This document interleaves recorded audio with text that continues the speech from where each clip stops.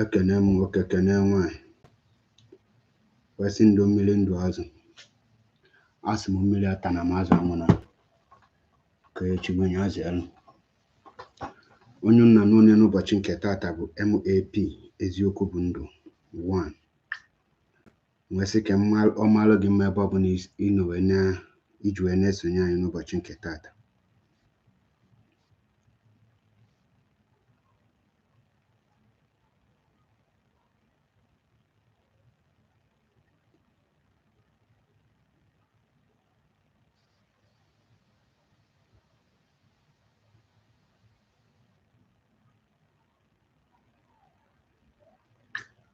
Biko na-ajoin ime ka ndị ọzọ na-abata biko. Anyị ama anọte aka na mgbede a. Anyị ama anọte aka anyị ajọs nnọọ zie dị ozi ọma ọsịsọ tidokwa maka na enwere ọtụtụ oge anyị ga-abịa na-egbu kwa ụbọchị anyị pụta izi ozi ọma Chineke anyị zichekwa anyị gasị ike n'ihi gịnị afụgo m na njem anyị pụta a lot of people adịla ready isapa anya. Why some people dị ready amataghị ya na-aga on, a lot of people adịghị ready imepe their eyes ka ha mata na the things na-aga and ka things si aga. N'ụbọchị nke tata na-atụfu ọtụtụ okwu ajọsị m bịa ka mmelunu just a brief analysis of ihe one of DOS coordinator and a media warrior posted, and I know a lot of you might be thinking or nature that that guy just said based on his own capacity, but here can get melon things kunu water ka things isi aga because I be here be easy ozi ọma Chineke just nyanu mobile oge ka we set things in the set kunu water obere ife obodo edeluwo jinjim odeluwo jimajima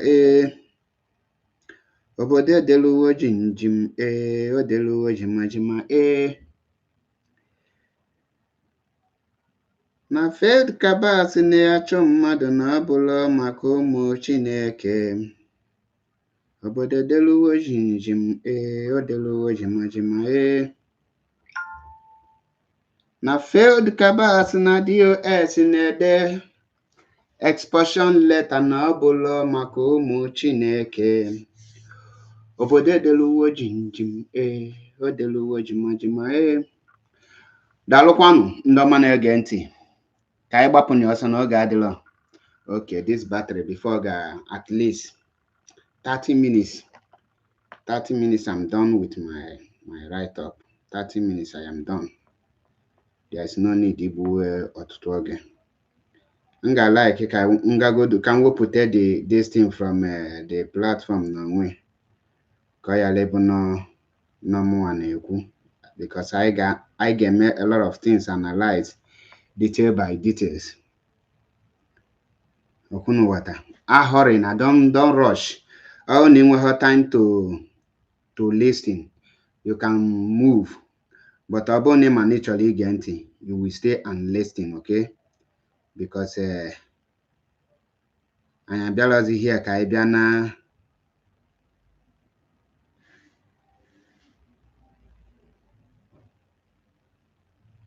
ịbịa na-eti mkpu na-etiwashi unu mba.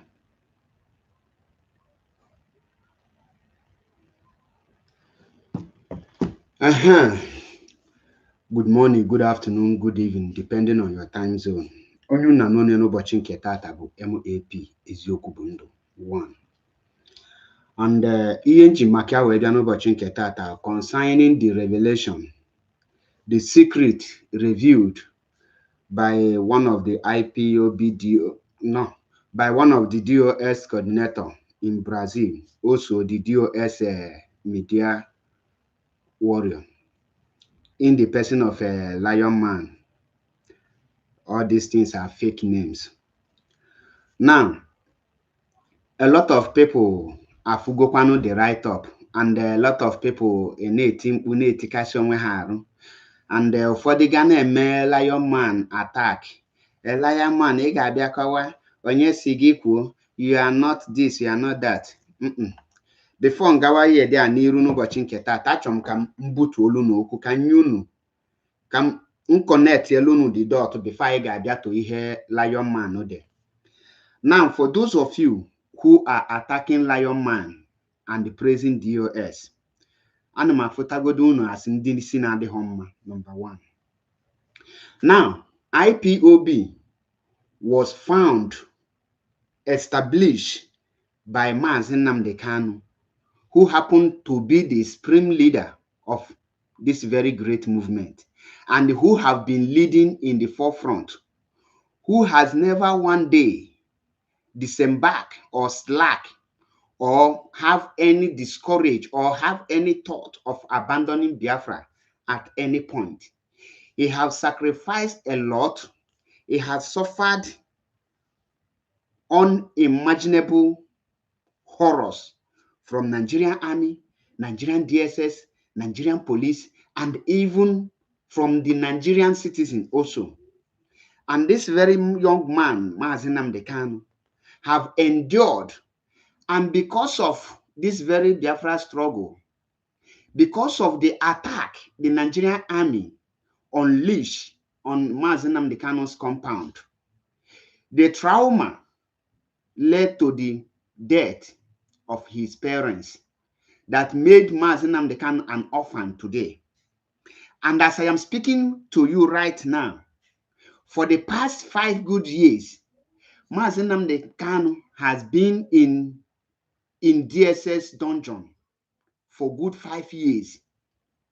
And yet, he have not given up to the Biafra struggle. He continued to fight for the restoration of Biafra, for the freedom of me and you. Now, all these things is what this man is facing. In other words, he is leading from the front.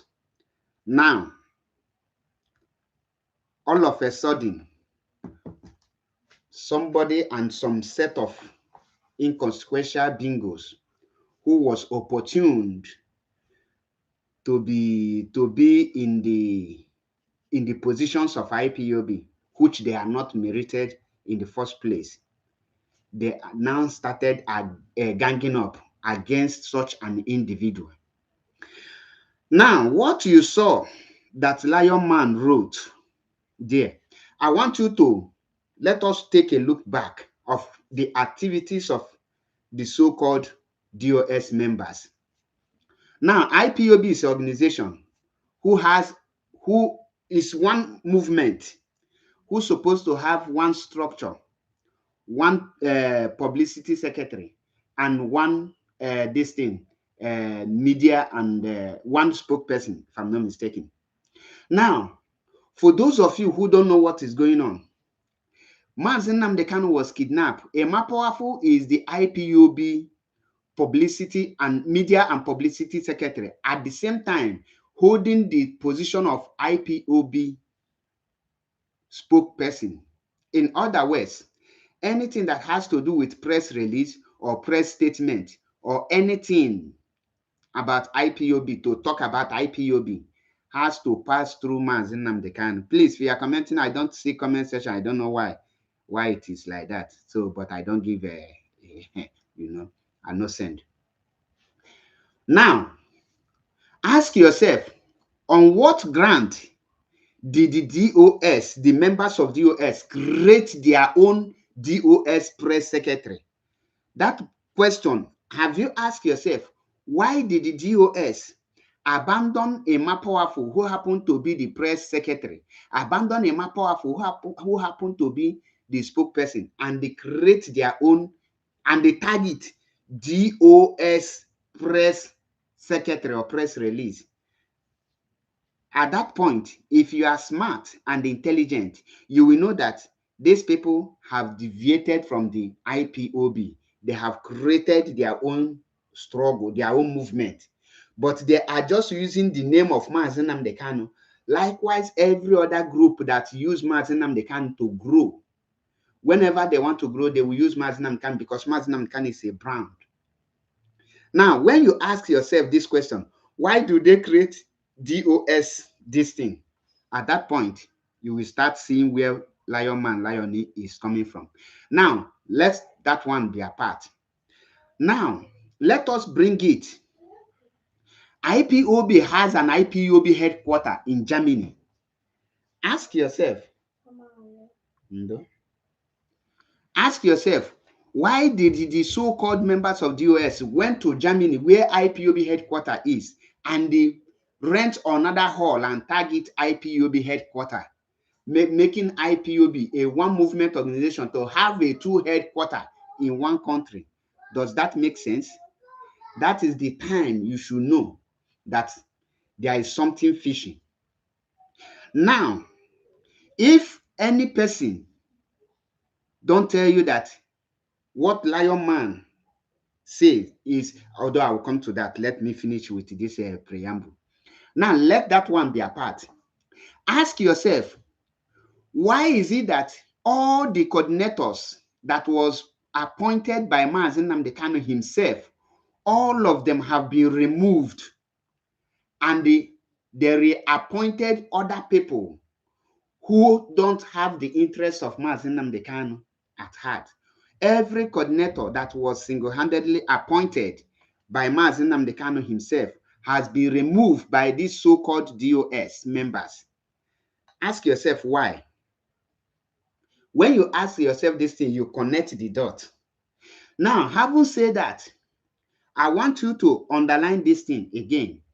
Why is it that all the orders that come from Mazi Nnamdi Kanu, or every order that came from Mazi Nnamdi Kanu, no single one was obeyed? No single one was carried out by Chike Doziem-led DOS cabals. I want you to ask yourself, why? That is number one, another part. Now, ask yourself this question. Why is there that all the lawyers that is representing Mazi Nnamdi Kanu are under attack by members of DOS and DOS media? I didn't tell you some. I say all the lawyers, starting from Kanu Agabi to our lawyer Ejimako. The latest now is Barrister Maxwell Okpara is being tagged all manner of name. Ask yourself, how, if somebody is fighting for his leader or their leader to come out, would they be attacking the leader's lawyer without having their own lawyer? The answer is no.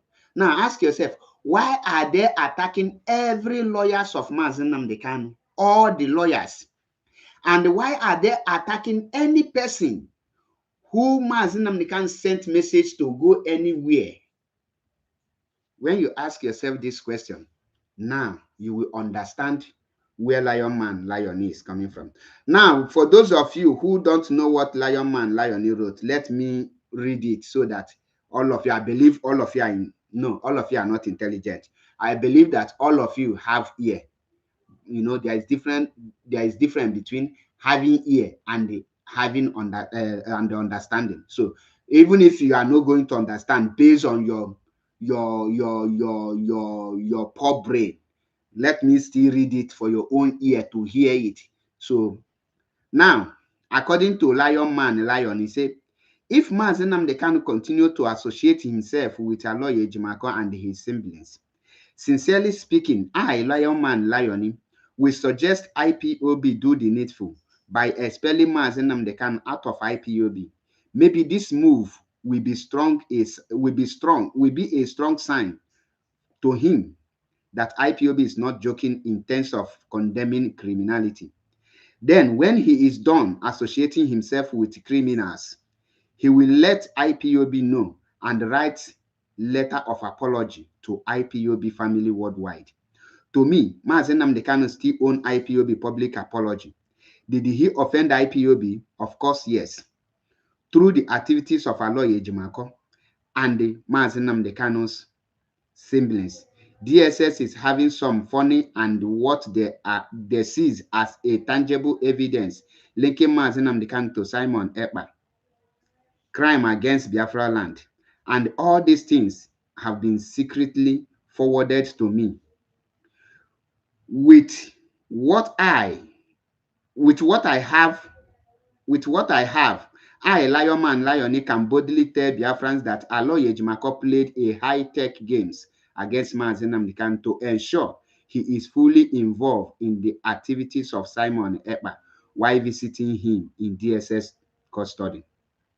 No wonder they tried so hard to remove Barrister Ifeanyi Ejiofor out of Mazi Nnamdi Kanu picture, so to pave way for the wicked game. If Mazi Nnamdi Kanu refuses to disassociate himself from Aloy Ejimako and his siblings from now till 60 days, I repeat, I, Lion Man Lioni, suggest we, underline that word, we expel him out of IPOB so he will go and face Surugede dance alone with the criminals he allowed around him. Freedom of Biafrans are far more important than the safety of any individual, including myself, Lion Man, Lion.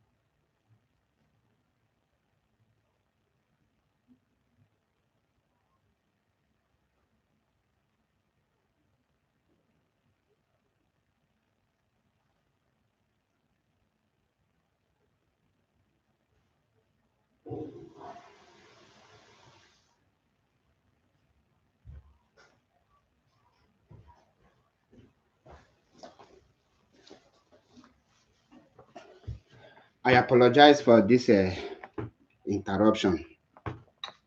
Now, ama m na unu gee ntị wee nụ ihe Lion Man de.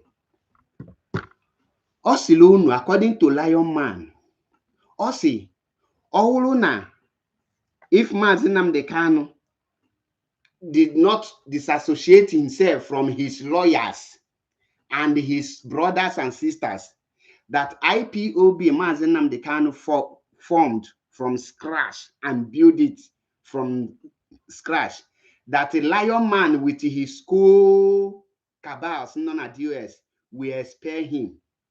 Now, go on Egemonti. How many of you remember the video I made? Why am I not seeing comment on this thing, Seth?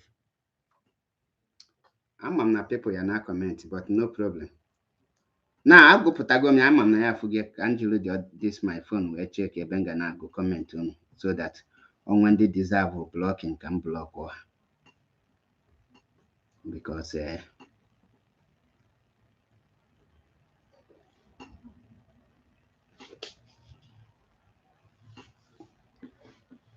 now, how many of you remember the program we make Ngwalun that their plan is to remove Mazi Nnamdi Kanu the same way Mazop under Uchenna Madu remove Wazirike and they put Mazop, Uchenna Madu as the leader of Mazop? How many of you remember that very program? Am I not being vindicated?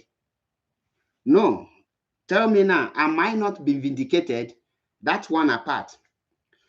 When this thing you are seeing here, I know a lot of you, some of you, or many of you will be attacking Lion Man. Lion Man say, oh, Lion Man have said this. Lion Man say Mazi Nnamdi Kanu should be expelled.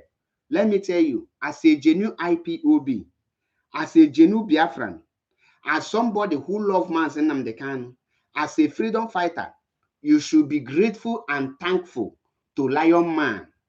What Lion Man said there is the mind of members of DOS, starting from Chike Doziem to Chinasa Nwuru to Abanyum to the Bonfu called Azayoba. and the dwarf, the nano here in Italy. A lion man just said what they planned. Negemonti. Obunu na maloka, these people in their function. Let me say it here. Obunu na maloka has their function. These people, they will be in one forum. When they plan everything they want to do, they will send one platform and say, go and put it like this, so that kahafu the reaction of the people. If the people fail to decode the message, they will carry it out. Now, what you see that Lion Man did there is what they conclude. They have concluded on announcing Mazi Nnamdi Kanu as that Mazi has betrayed. And the Chike Doziem, who is so stupid and foolish, thinking that they will announce him, they will also remove Chike Doziem and they put the criminal, the blood-sucking idiot called China Sanworu. Now, what you see there, Lion Man is not speaking on his own capacity. Lion Man is not speaking because he wants to speak. Lion Man is not making a mistake in his write-up. Lion Man is not speaking out of emotion. It's far from that.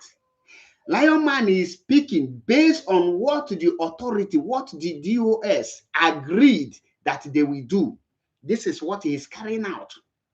And believe you me, if Lion Man is not speaking what DOS said he should do, you will see the so-called media warriors, all of them will descend on him.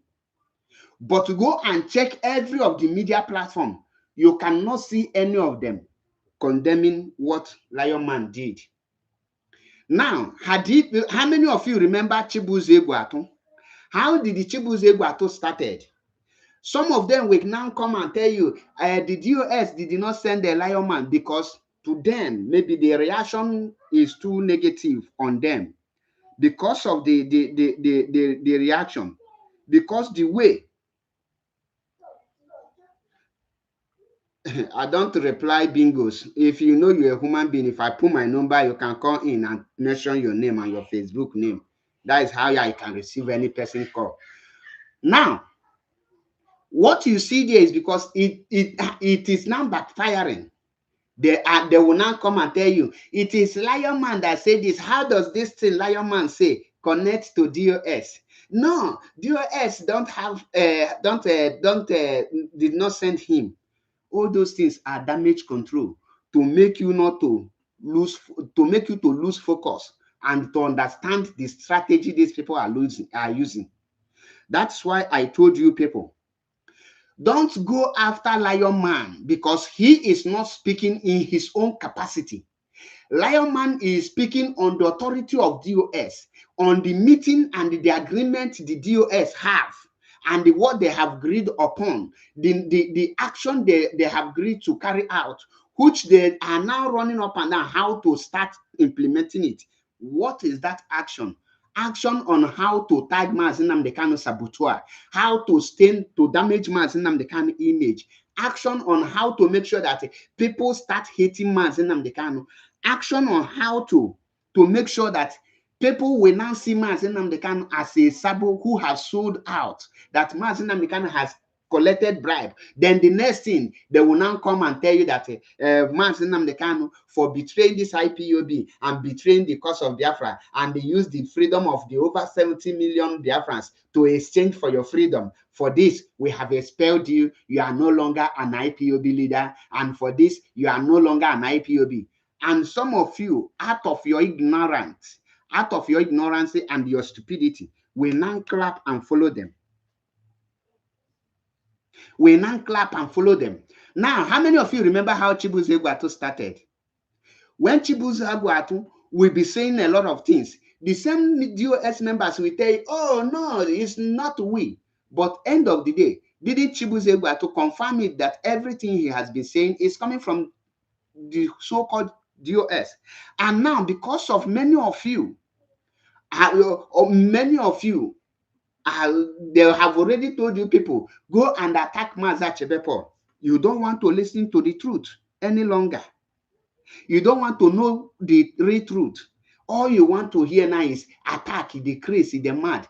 That is why they are now succeeding in destroying IPOB. Today, do you know that you can abuse Mazi Nnamdi Kanu, talk all manner of shit against Mazi Nnamdi Kanu, and abuse IPOB? And the IPOB, the US media warrior will not talk to you. They will not attack you.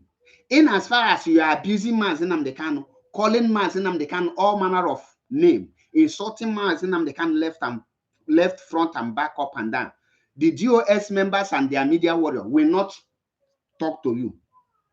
If you like, call IPOB terrorists, call IPOB any kind of name, they will not talk to you. But just mention that name, DOS, you will see all the big fools run out. And for those of you who are thinking that Chibuze Egwatu is no longer part of DOS cabals, you are dreaming. Chibuze Egwatu, up till tomorrow, is working with Chinasa Nworu. Chibuze Egwatu is working with Agbanyem.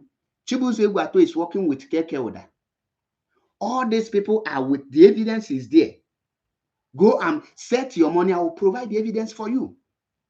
Now tell me, if the IPOB has a leadership and a coordinator, and not just a coordinator, and a media warrior, now formed a coup against the supreme leader, the founder of IPOB, what action have the DOS taken?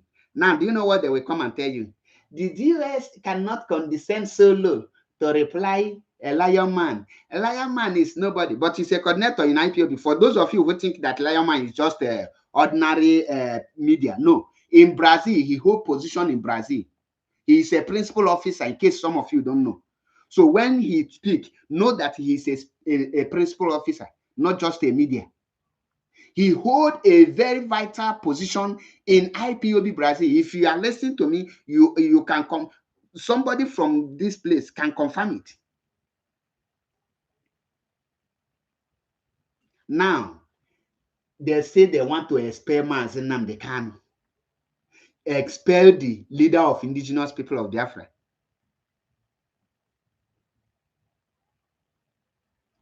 Now, their own is to expel Mazi Nnamdi Kanu. And guess what? You will see a lot of bunch of idiots, because these people, they have been bought over. To be honestly, Nigeria government is on top of the game. When Mazi Nnamdi Kanu said that many will be bought over, they have already dig deep. The sabotage that is eating IPOB now is coming directly from the DOS. Do you know the strategy they want to use now? They want to demoralize you. They want to make you to give up. They want you so that you will say, oh, if this is the IPOB, this is how they want to get the Biafra. I am not doing again. Do you know the difference between me and some media people in this very struggle? Why I choose to stand alone in this thing? The reason is that I don't know. I don't know how to pretend. How can somebody be condemning Chinasa Nworu and be praising Chike Doziem? How can Chinasa Nworu operate outside Chike Doziem? It don't make it make sense to me. That is why when I see some people say that they are fighting to correct the evil that is going on, and they tell you that it's a Chinasa Nworu that are singling out. Oga, Chinasa Nworu is just acting on what they believe in the same thing.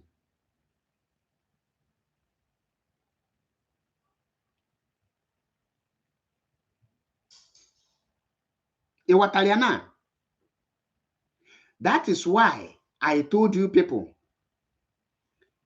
Oh my God.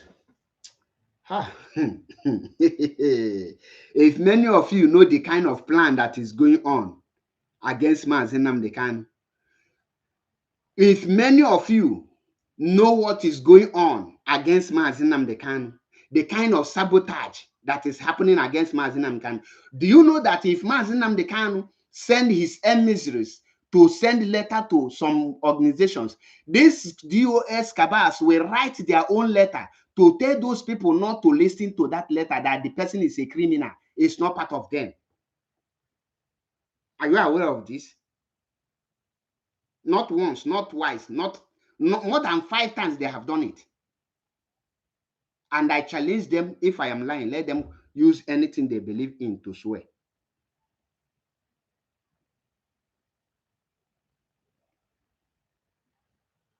Now, let me ask you. So, do you think that a lion man will just knock his chest, boom, boom, boom, boom, and come out and say they should expel Mazi Nnamdi Kanu? No, he didn't do it. They agreed to do that, to what he said in that his platform.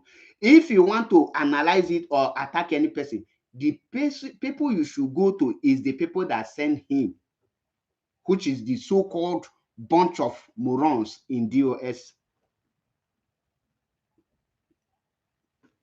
Now, imagine IPOB without Mazi Nnamdi Kanu.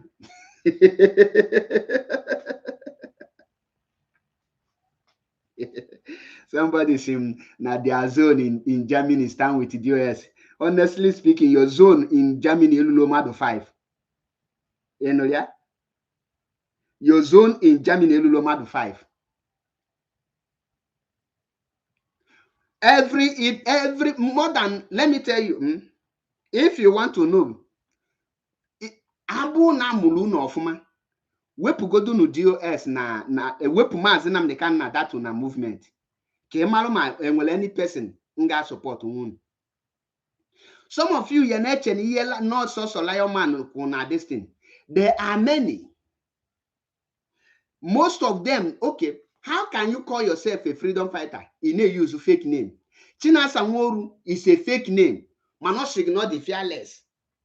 Now, I ask Chinasa Nworu, if you are fearless and you are not a coward, can you tell us your name, your real name?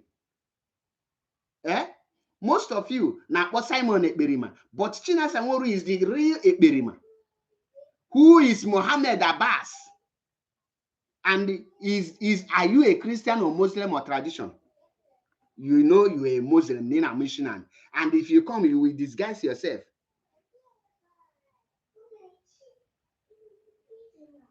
Now, what these people are doing is that they will come, they know that the Mazi Nnamdi Kanu command every person in Biafra land, in diaspora. Every Biafran that is talking about this freedom today is doing so because of Mazi Nnamdi Kanu. And they will not remove the name of Mazi Nnamdi Kanu. They will be coming on Radio Biafra, be saying, Onyendu, Onyendu. None of them for Mazi Nnamdi Kanu nanya. None of them. Only any of them for Mazi Nnamdi Kanu nanya. Now, let me ask this bunch of fools.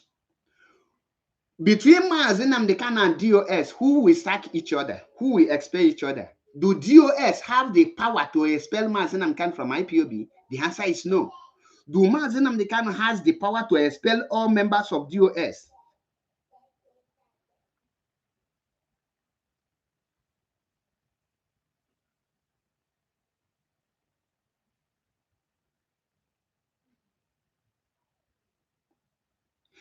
Between Chike Doziem and Mazi Nnamdi Kanu, who can expel each other?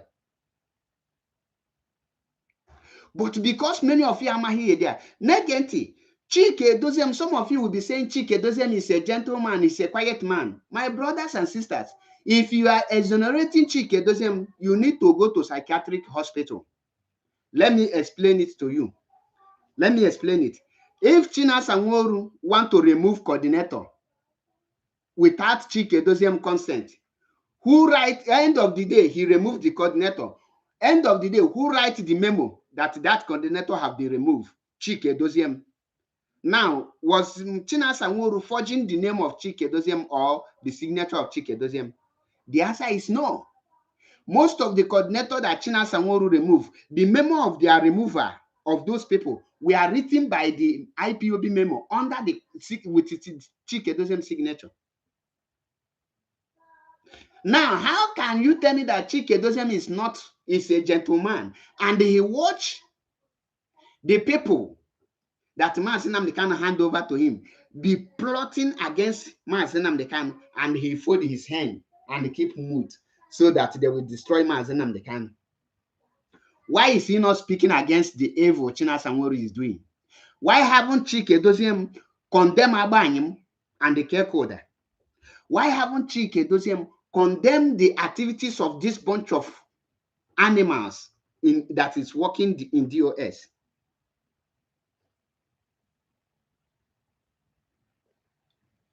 na-ekwu okwu ndị dị ndụ ndị na-ekwu okwu nwụrụ anwụ. Mazi Nnamdi Kanu ama na ị na-eme exist. So if Mazi Nnamdi Kanu sack members of DOS, he will quit the struggle. Look at an idiot with your 10 euro monthly dues. Even your profile in well picture. You that cannot even be bold enough to put your own profile picture. When you quit the struggle, none of the can just no mad none of the can I say, what will I use to compare you now? Well, okay, Madu just no Golubos, Tachanya, no the Celestine education or two phone. Now, can June say, those of you that is exonerating Chike Doziem, what is the action, the activities of any member of DOS that is not authorized by Chike Doziem? And if the activities of China Sanworu, Abanyum, the dwarf called Kekoda, and the Bonfu called Azayoba, if Chike Doziem is not aware, does it mean that he don't know the activities of the people he is leading?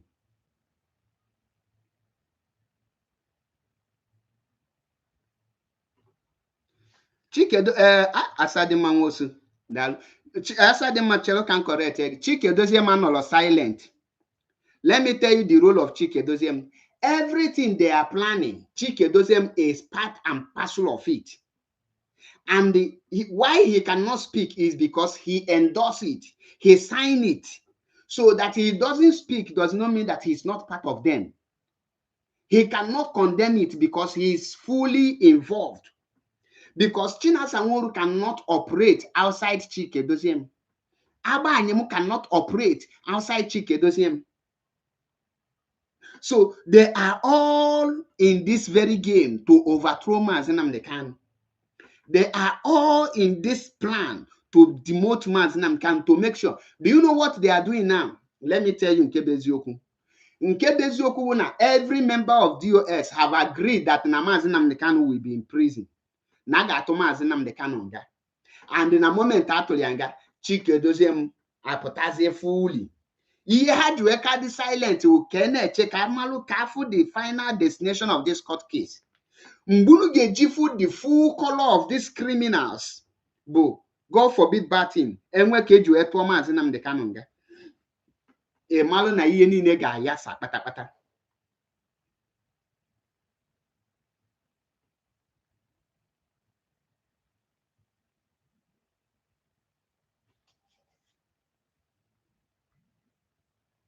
Madakara God, thank you. Silence it means that you have accepted. Now, the reason you are ahead of Directorate of State is it not to coordinate and give order to other members of DOS to rule? When before China Sanworu will do anything, they will discuss it, and the Chike Doziem will say, okay, this thing we will do it. Okay, we will not do it. Before Agbanyimu will do something, he must bring it to Chike Doziem. Is that not the reason why he is the head of Directorate of State?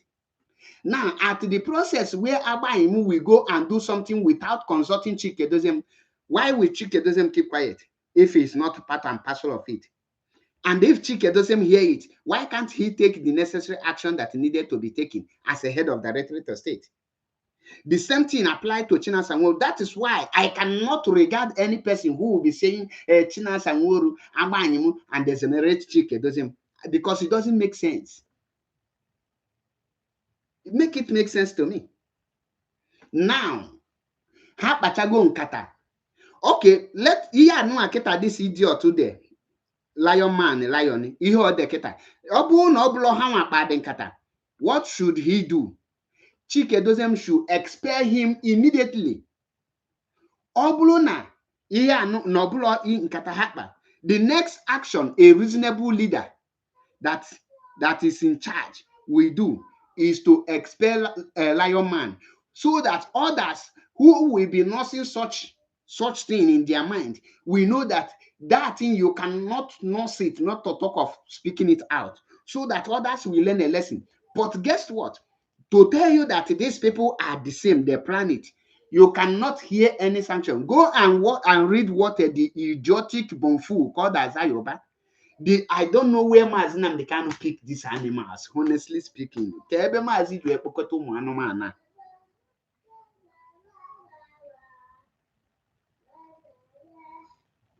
Kedu ebe Mazi Nnamdi Kanu ju ekpoto ụmụ anụmanụ kponye ha na si ha na ọha bụ leadership. Now, after Kaza Yobango Chade, that very nonsense coming from a Lion Man, what did he do? He told him that no matter how, your opinion and your right of opinion and this thing, say you should shade your sword, that it is not yet time for this one. In other words, to Azayoba, what happened there is that Lion Man overspeed to talk that thing, that he could have waited after the sentence Mazi Nnamdi Kanu so that they will start implementing it. But being Lion Man, take the glory. The same way Chibuze Guato, we always once I'm with a meeting name or mapota or biakuya na social media in order to that is what Lion Man did. And he never knew that very move we make sure we damage their plan.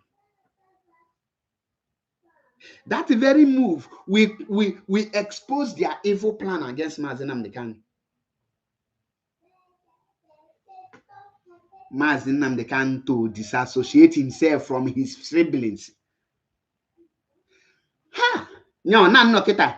No kata kita jiro maka this thing, this struggle, disassociate myself from my family. Eh? That is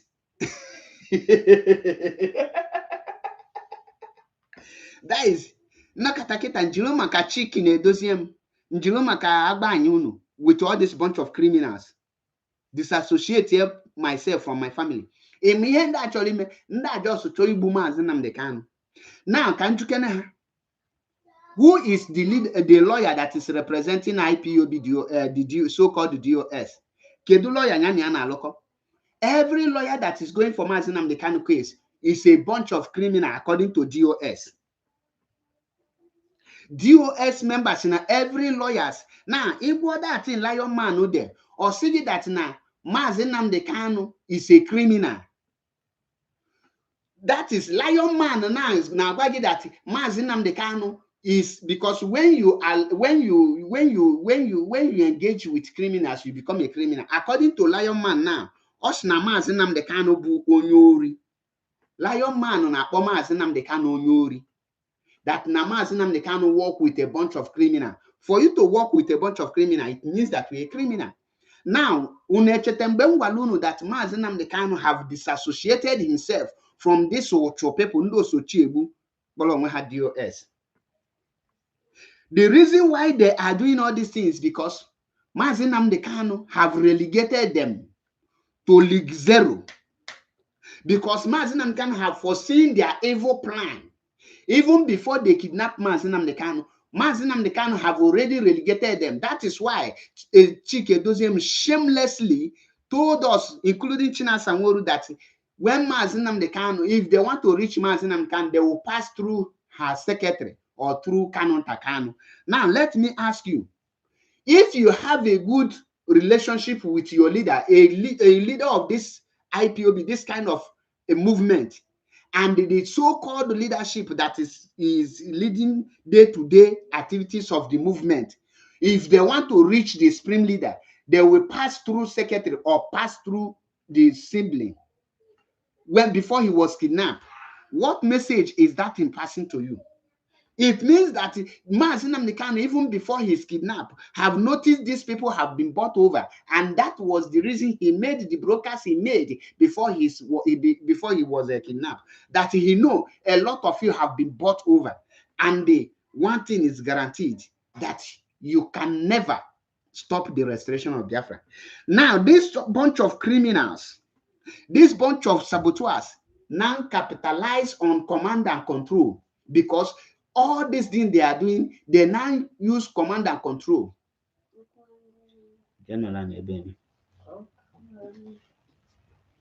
They use command and control to be intimidating people. Today, are they practicing the command and control? If they are practicing command and control, on which command was Agba Anyimu acting? On which command is China Sanwo-Olu acting?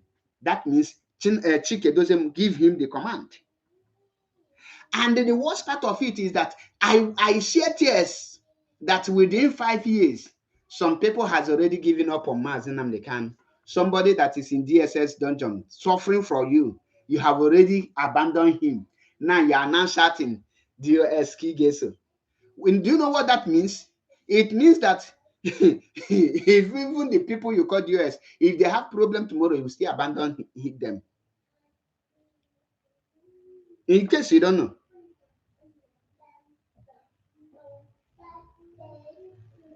Now you are now telling the whole world that Mazi Nnamdi Kanu have compromised. If Mazi Nnamdi Kanu compromise, he will still be in DSS dungeon. If Mazi Nnamdi Kanu has compromised, Nigerian government still hold him. When was Rike compromised? How did he go? Didn't you see him immediately being released under Obasanjo regime? Now Mazi Nnamdi Kanu is being held, suffering from you, and they have moved on because one idiot somewhere told you that Mazi Nnamdi Kanu siblings is corrupt. Let me tell you the truth. That is why many of you don't like me. All no blow Mazi Nnamdi Kanu siblings. IPOB Mazi Nnamdi Kanu akatugianga. What is saving Mazi Nnamdi Kanu today is Mazi Nnamdi Kanu family. Quote me any day. Because those families see that this bunch of fools are nothing to write home about. John Wegese. Do Chike Dozie man, this gang of crook has something to offer? When Mazi Nnamdi Kanu had meeting with Ambazonia, who did he go with? Simon Ekpa. Why didn't he go with Chike Dozie man, the so-called here? Because he don't trust them. When he has a meeting with Sunday Igboho, who did he go with? Simon Ekpa. Ask yourself, why didn't he go with the so-called China Sanwo-Olu and Agba? Because he has seen that they are not worthy enough to be trusted. Now somebody has said, okay, Mazi Nnamdi Kanu expel from IPOB. Then Azayo Bakworiaka, Kekoda, Mwampi, a dwarf. Hantanine like it. And many of the so-called Ndibuishi Mazi Nnamdi Kanu, according to Chibuzegwa, to the US spokesperson, Hantanin Analode, Mazi, I stand with you. You just spoke my mind. So in those your shallow mind, 1 billion of Chike Doziem can expel Mazi Nnamdi Kanu. Kochina Sanwo-Olu na agbo kanketa. An empty vessel.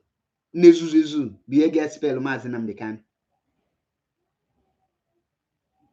Or you know che.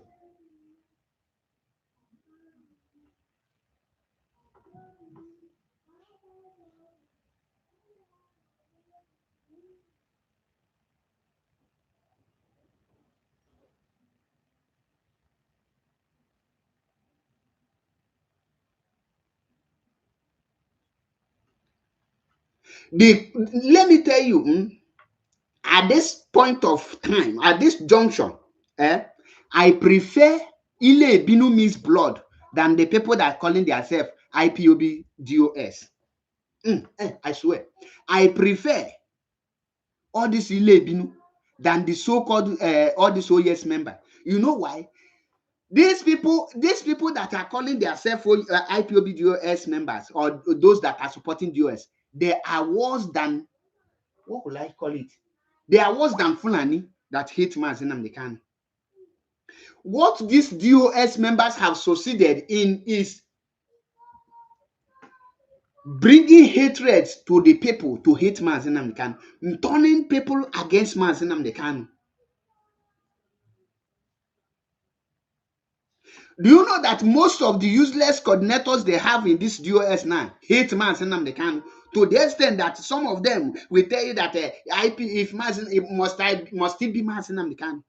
Then if you ask the person, which person voice did you hear before you joined IPOB? You will say any person can be bought over. Mazi Nnamdi Kanu have been bought over, and he's still here there. Now, the so-called DOS members are spreading a fake rumor against their leader that he had been bought over.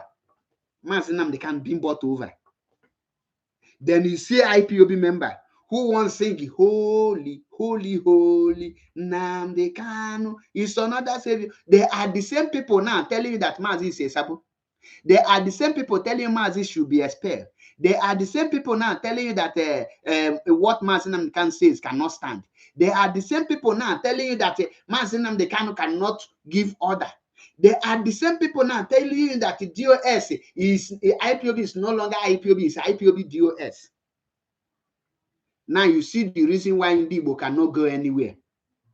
You see the reason why I told you people that never allow even your cat, your rat to die for this struggle, because Igbo are already.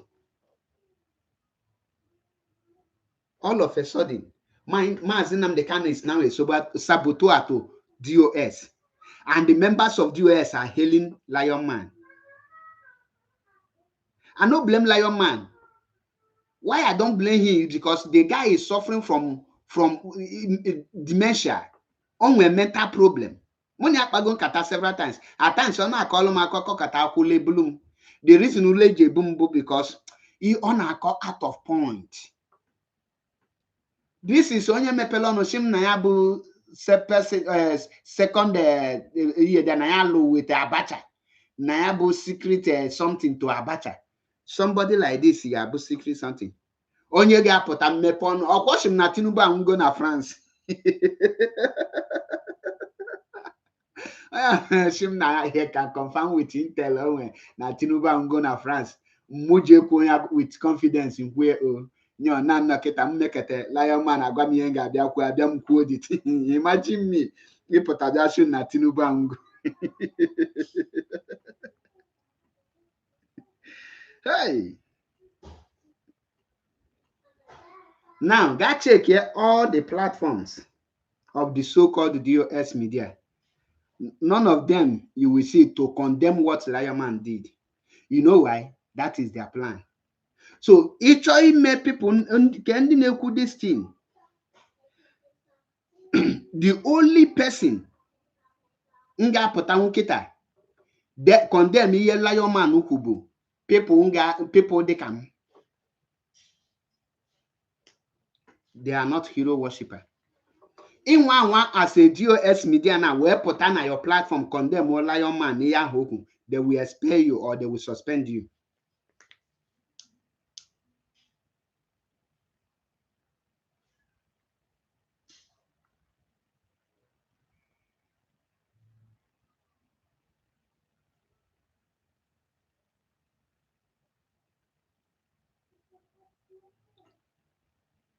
Everything that is happening here today, all the move, if you are following me from 2024, I have exposed all these things, everything.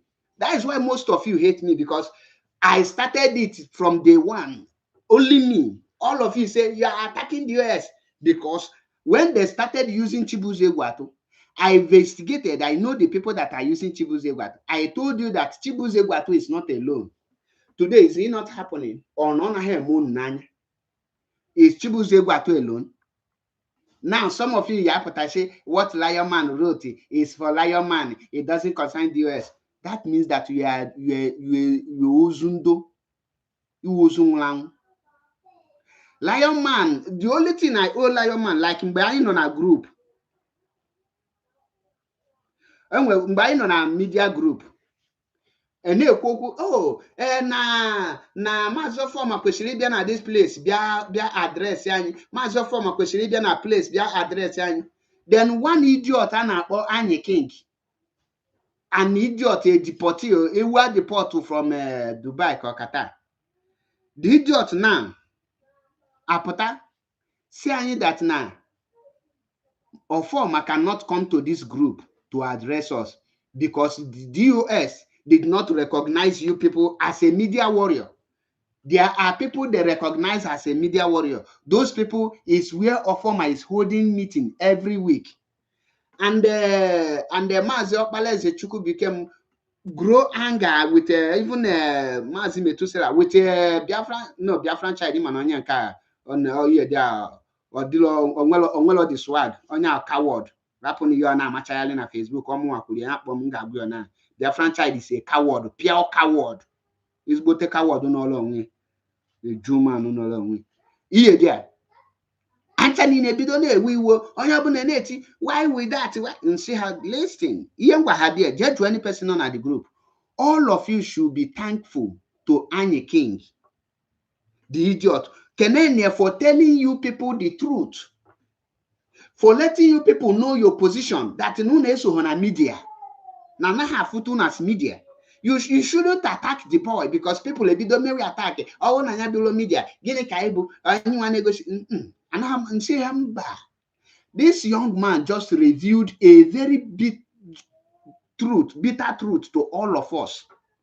What you should do is to thank him for being bold enough, not like other people that knows the truth, like Dinka Nezuzu na Radio Biafra, Jonathan Chinedu, up on knowing fully well that this is the truth, but he didn't say the truth. Now, end of the day, what happened? So what you see, he follow this boy in Mekita, what is it called? Lion Man. Mmekita. You people should thank him for revealing the secret and the evil plan of the so-called DOS members. Because before now their mission is to expel Mazi Nnamdi Kanu and actually overthrow. Okay, like I think day before yesterday. Yes, if I'm not mistaken, because yesterday. Go and check my platform. What I wrote, the achievement of DOS. You will see the last one when I told you people that they are trying to remove Mazi Nnamdi, to replace Mazi Nnamdi Kanu with one Ogbi called Chicken Edozie.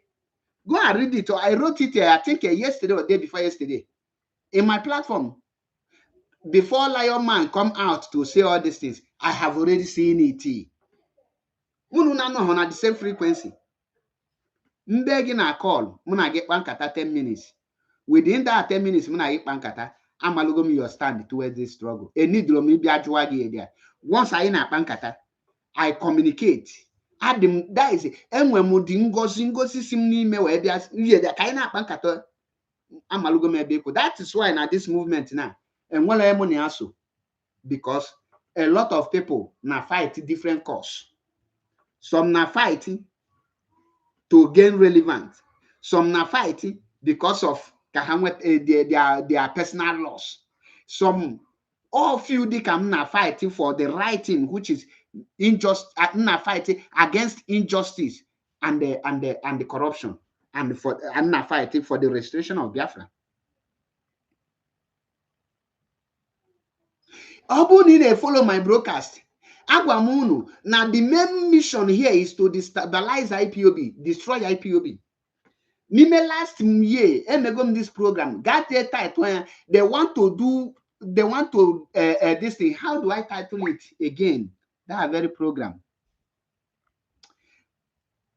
They want to remove Mazi Nnamdi Kanu, or they want to do Mazi Nnamdi Kanu what Mazob did to Wazirike. Go and listen to that broadcast. They make that broadcast more than 2 times. So here na potakita oblo tata. Now kan gunu kebe eziokwu. Oblu na ihe nna gunu here na oblo eziokwu. Oblu na ihe nna gunu here na oblo eziokwu. Then ihe obuna na-ekwu o ma bịa na mmezu.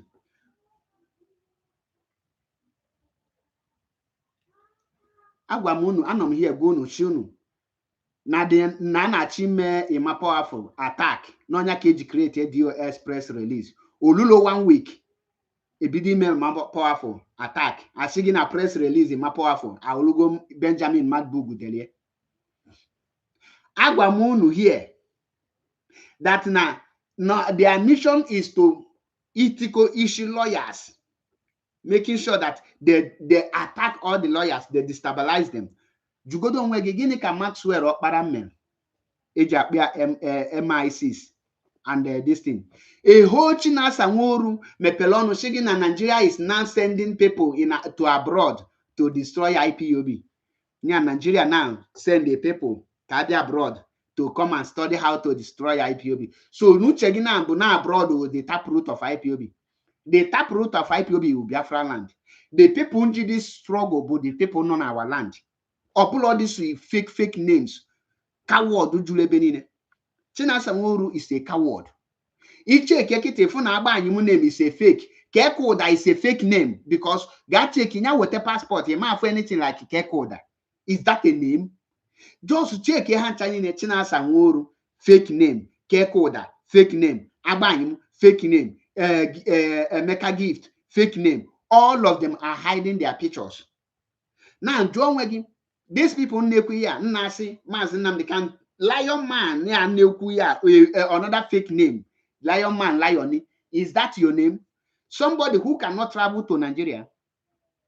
You go down with John Weggy one simple question. All the members of the so-called DOS, Chike Doziem, Chinasa Nworu, Agbanyeha, Nwanketa the dwarf, and the Bonfu called Azayoba, can they tell me one thing they have sacrificed for this Biafra struggle?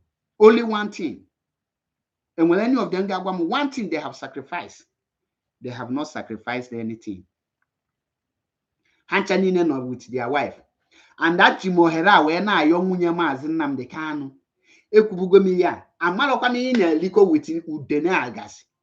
You are eating and dining with the enemy of your husband. Retrace your step before Ogadi too late. If for the reason you were going before, how many of you chetembenku that Mazi Nnamdi Kanu wife should not take Mazi Nnamdi Kanu child to where this bunch of criminals are?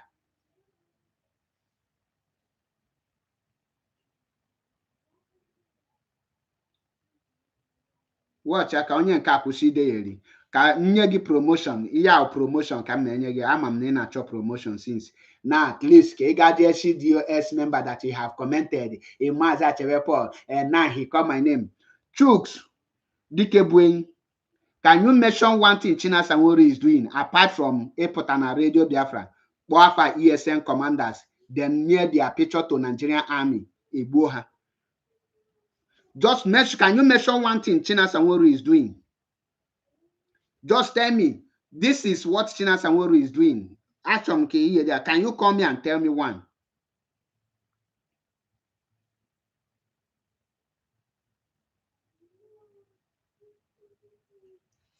Iga for me answer that question. Apart from Chinasa Nworu, E-level false accusation on members of ESN. Edana Tageha, Nigeria Sabo, Uzuwulu their picture and their real name and their family address near Nigerian army. Within 1 week, Obiakwafa, near everything I review Lebagano Weteha, Obiakwafa. Once Nana Nigerian army will chegolu the agreement on how everything, how there. Once Nana Nigeria government in which agreement on how to get these people. Boom, Opotana Radio Biafra. Okpa for her today, the next day, Nigerian army strike. Yeah? Ababuha.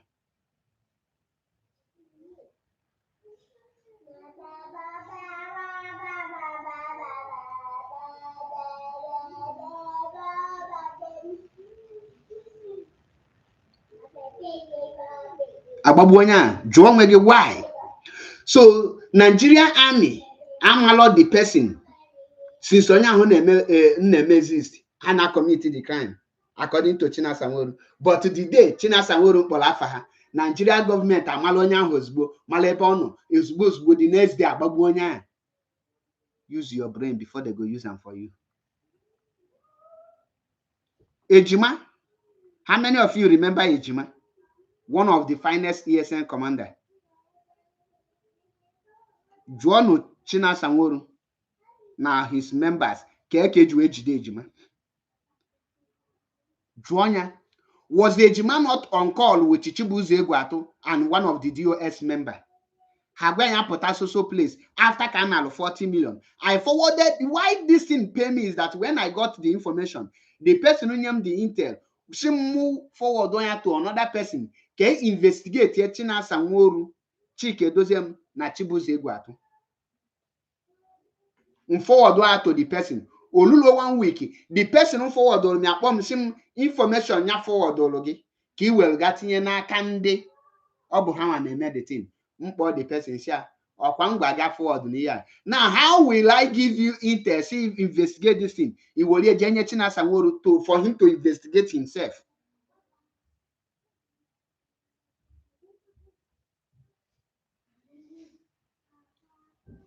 Where is Ejima today? Iye lele Ejima 40 million. 40 million nkịtị ka Chibuzo Egwu atụ with members of DOS nna alụ n'isi Ejima. Eletekulo di ego self.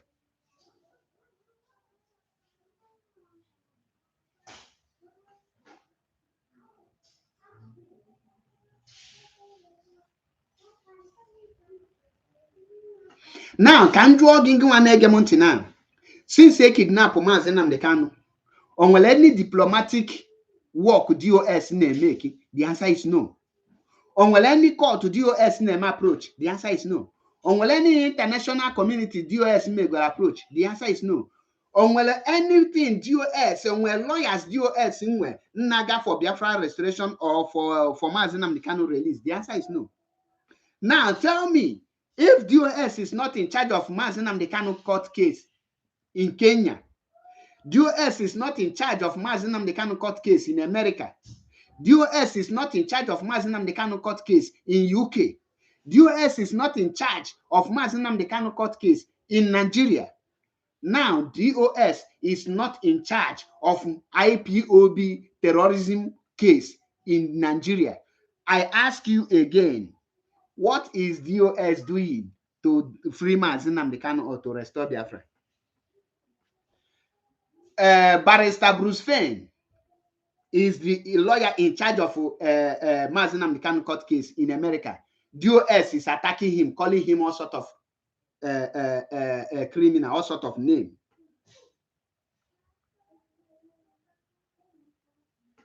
This guy, Badman Group, is the Badman Group, is the one in charge of UK. DOS is exposing him, exposing the group, tagging them all manner of things. The same DOS told us that there is no court, any court going in Kenya, that Kanu and his brothers are just deceiving us. There is no any court. This is what they say because they don't know what anything about until Patrice Lumumba, Pro Lumumba, now bring this landmark victory now. All of them start to try to share it. He is in DSS dungeon on where Kebufu and Eju Ebufu Zuma Rock. Ebugo de Walega Mazi.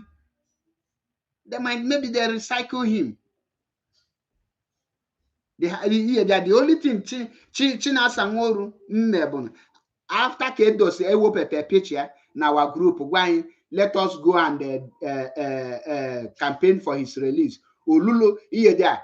Chibuzo Egwu with some people at Roshosbo campaign even for his release. Then Chinasa Nworu make emergency broadcasting the evening the next day. Deny the guy no matter.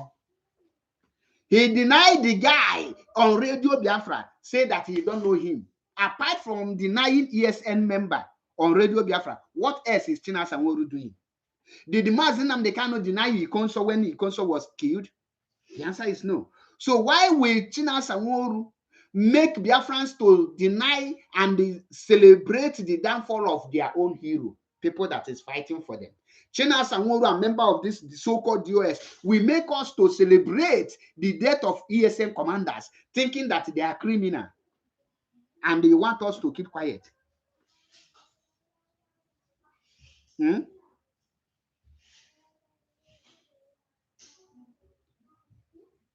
If you check the data, you see that we refuse to tag him what Chinasa Nworu said. Because before Chinasa Nworu broadcast, the picture and the information have come to our group where some of the members confirmed that this is one of the finest commander. And we were instructed to go out on air to broadcast and defend him. Before Chinasa Nworu now come out to deny him on Radio Biafra. Now, why he deny him? we can no longer defend him, because defending him while a whole Chinasa Nworu have denied him will be so contradicting. A lot of us got angry because we know who the guy is.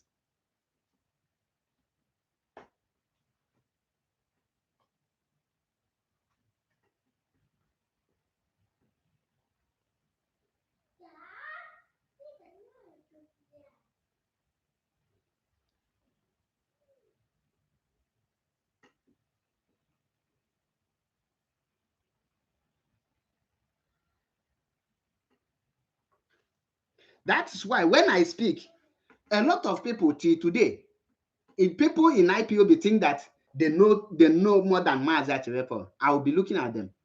What I know in IPOB, I cannot speak it. At times, I will call some people to ask them some question. They will be telling me this and that.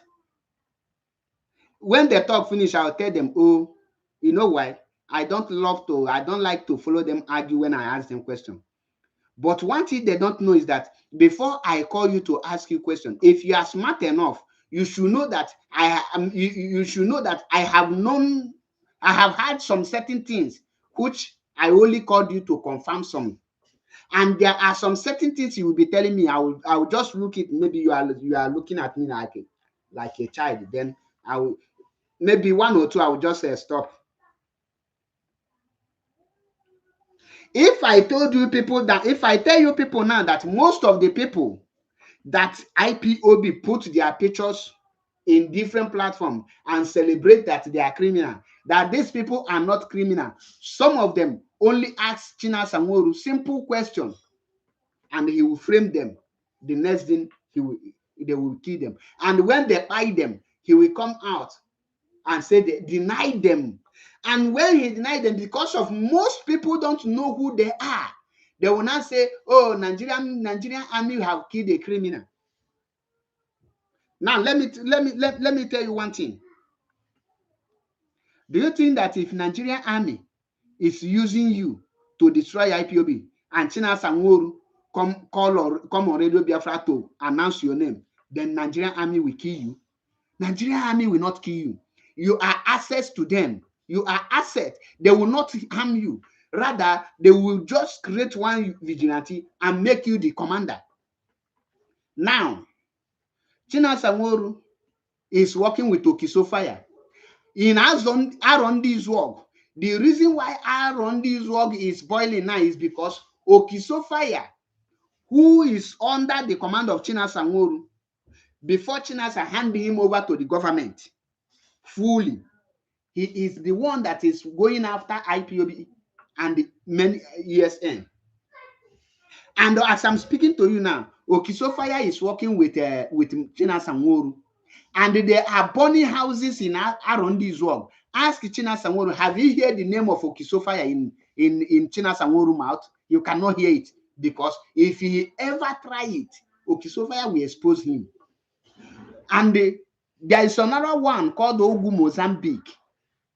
Have you heard Ogu Mozambique name in any of Chinasa Nworu broadcasts? The answer is no.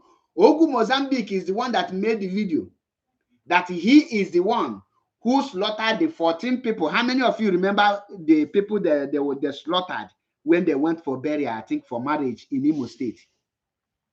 The person that carried out that slaughter on IPOB members is Ogu Mozambique. And today, Ogu Mozambique is working with Chinasa Nworu. Ogu Mozambique is working with Okisofaya. Ogu Mozambique is working with Chibuzo Egwato. And you tell me that Chike Doziewu is not aware of it. And you want to exonerate Chike Doziewu and tag Chinasa Nworu bad person. So Chike Doziewu now is the head of the Directorate of State, who is now supervising IPOB to go down instead of supervising and protecting IPOB to build it. He is now in charge to bring IPOB down, and they don't want to speak. And they want me to go after Lion Man. Why will I go after Lion Man? For telling you people the truth. What we have been saying, you have already bring it out. And you people think is by calling Mazi, you are not a pilot. Let me tell you, if you are an IPOB member, you are celebrating that Finland imprisoned Simon Ekpa. You are the greatest fool that have ever existed. That is why I am so disappointed in the so-called Barrister Stephen Ejiofor. You know, being a lawyer, I thought it will come with a sense. I never know that that man will be that foolish. You are celebrating that Finland, J. Simon Ekpa. What is Mazi Nnamdi Kanu being charged for? I ask you people, those of you who are celebrating that Finland have jailed Simon Ekpa, an IPOB, a freedom fighter, is celebrating. I ask you again, what is your leader being charged for? Don't you know that Finland have watered the ground for Nigeria to jail Mazi Nnamdi Kanu, and we are celebrating it? Which mouth will you now you say that Mazi Nnamdi Kanu is going to be free? Some of you don't have common sense. You don't take out of anger and you won't get them.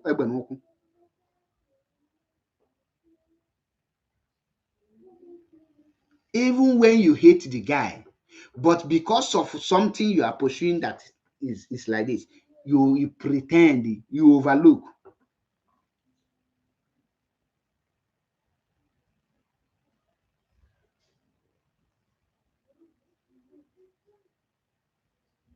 Some of you ain't luche. Oh, you say, Berima, is this, is that? That is why I am not like you. I don't have a reason, okay? I don't useless, I don't stupid. No matter how I hate person, I cannot take out of hatred and destroy myself. That is why when I speak in this very struggle, go and check people that are speaking.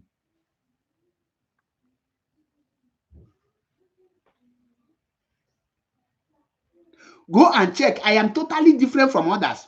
You know why? Others will like when they want to talk about China Sanworu, they don't want to talk about Agbanyim so that they will not say they are attacking Agbanyim. If they want to talk about Keko, that they don't want to talk about China Sanworu so that they will not say, Oga, in as far as these people are in one place and they are doing the same thing, the only way I will see you as somebody that is speaking the truth is when you say it to all of them. You cannot use me to get a favor from any person. That's why the only person who got singing now not stand the firm Maliho Neku is Metusela one make said it. Others can a wave, others hapotachabe. Others can a wave. Apart from Mu and Metusela, and when others can a wave, how can a wave ka Guinea can get ka Nigerian economy.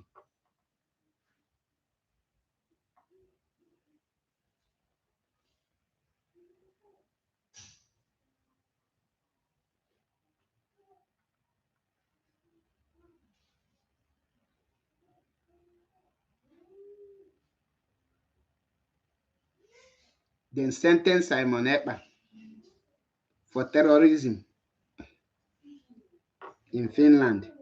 Mazi Nnamdi Kanu is being charged for terrorism in Nigeria, which they have played a lot of videos of Mazi Nnamdi Kanu, not from Ekpa. In the court where you and where all of us witness, there is no any video of Simon Ekpa or any of the activities of Simon Ekpa they bring to court as an evidence. You are celebrating. Let me ask you again. Are you the one that's supposed to be celebrating or the Nigeria government? Now IPOB is non-Nigeria government. They are not doing the work of Nigeria government. And then that is why our people like this movement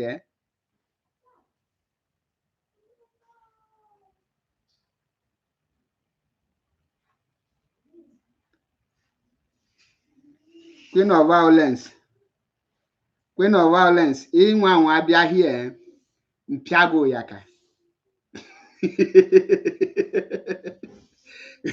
Looking at him park one side. Nga park you two side before. Bachalugo.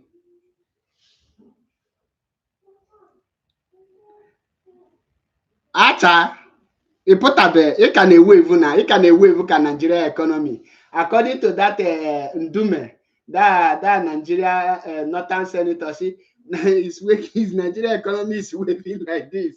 Waving like this. I try no ogwa, I put out for my ịpụta kwụshuo ikwụrụ ọtọ ofu ebe ọkụwata ịkwụrụ ọtọ ịma na ịkwụ ọtọ ọ bụla iwe evuo na ị na-ewe evuo na anara m ewe evuo ihe dị ihe akwụ ofu ebe ikuku na-apa ikuku bịa mara ebe ịkwụ bịa mmadụ anọkwana na dịse platfọm atak nwa Ada Chalugo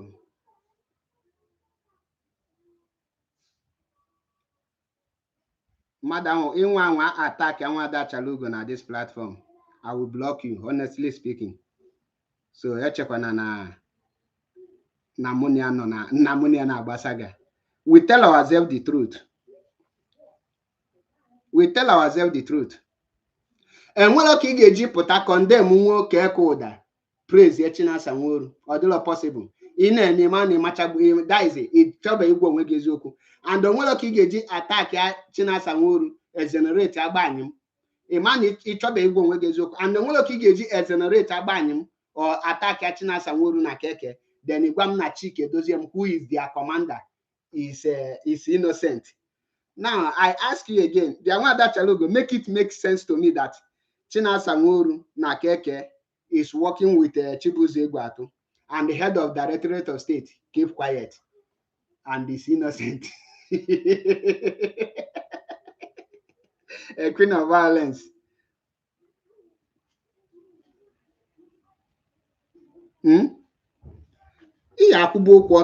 These people now, the Kiyakita Lion Man there. You never expect can be a Lion Man attack. Why should I attack Lion Man? I should be very, very happy and thank Lion Man for telling me the truth, for even revealing their secret and speaking their mind out. Every genuine IPOB shouldn't attack Lion Man. Rather, you should tell Lion Man, thank you for revealing the deep secret of DOS. When I say DOS, I mean Chicken Edoziem, Chinasa Nworu, Agbanyeha, the Bonfu called Azayoba, and the Nona, Italian dwarf, Iwuneme Bansa in Italy. Anapoke Koda. Dimpa Bin is a Bansa. Then Potana got people no into security. I challenge him. Nyan one male video. Can fear call you uniform because caution no into police they are not into any Italian police polizia locale or polizia della Stato. Nyaku no fu mwa yeja kam wogalia ndeke okwa no jelo nga for impersonation. But people know bansa ka ị na-alụ ihe na-eme the course here in Italy with 6 months course. 6 months course, 800 euro. I mean 600 or 600 or 800. Equal 6 months course. Ekpolu bansa uniform ponyegi. Wolu peso with mbona abonyegi. Kenyegi chain. Either na alone na supermarket or ijene check company check.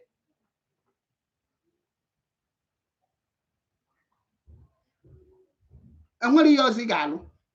It's a bansa work.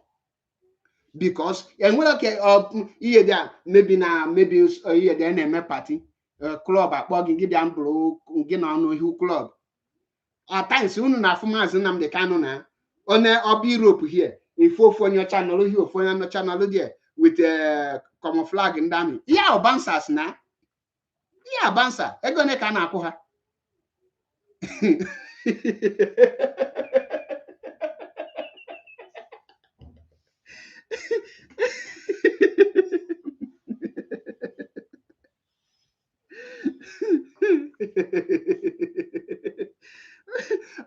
Nyako ji ewere Chinasa Nworu nkapịa sia na ya security na ya police na ya no into security inokata Italy ewolu security obodo nye onye isi ojii ọlụkọ onye isi ojii no an idiot nwe dual citizen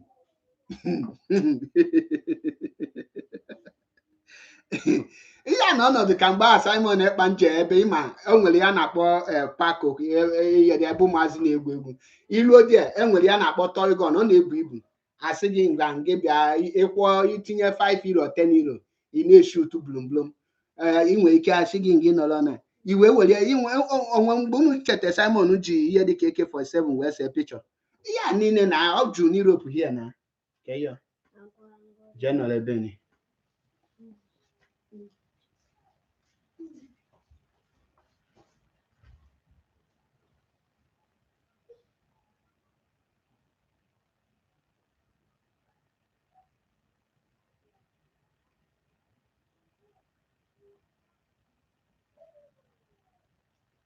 Now, all na IPOB na-enwere na Chike Doziem no deal part and parcel of this nonsense.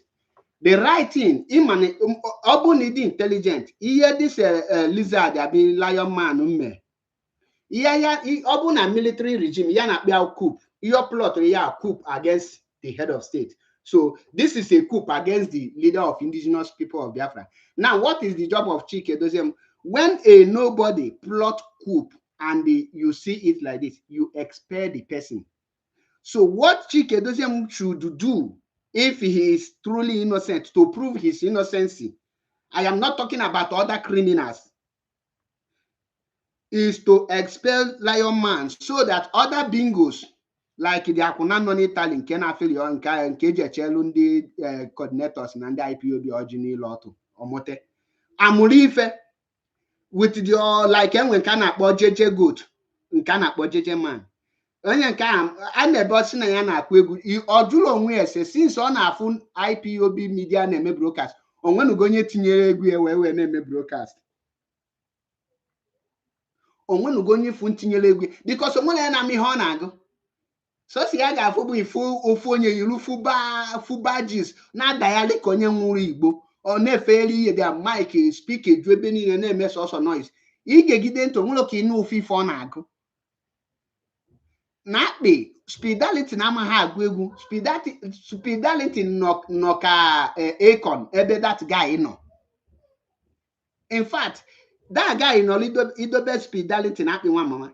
Ebe ị ga-rate spidality na-akpị bụ the level of Wizkid Kemafia Ochilọzụ ụmụ nwanyị Kemafa King of Solomon of our time. Tu Baba all in America, no Lil Wayne, Jay-Z. Why this man onwenu go nyi fun pole egwu that guy na broadcast because onye ahụ just know ime noise even after kokochori ihe niile a si Mazi pụta if Mazi says something he will challenge him. The bonful as Yoruba amakulo self no DOS ka na support owolu the video tinye na platform ya Iyoshebo na this idiot now as Yoruba kpọrọ ya iyi national how and instigate people to hate DOS for making such an utterance. Then the Akunano na UK now say no Mazi he is with us because automatically no seen on here. Now Lion Man have done his own. He seem na ni yaka ke eji restore Biafra. Actually me quote poku. The only thing we young balunu bu unu echene na ihe Lion Man ukwu no kwurie under his own authority or under his capacity. No. What he said there is the plan and the mindset of the members of DOS, starting from Chicken Edoziem to the last person. And you that is an IPOB coordinator, in Olena Wachi, your leader, Mazi Nnamdi Kanu, being ridiculed by a bunch of non-entities, by a bunch of scallywags, by a bunch of morons, and in Yeze, command and control. We are fighting. Continue. Imagine we go indirect saboteur, sabotaging Mazi Nnamdi Kanu. Queen of violence, I will sue you to court. If it's not here, I the lawyer that they can fucking get you anything. Yeah, I the chief judge.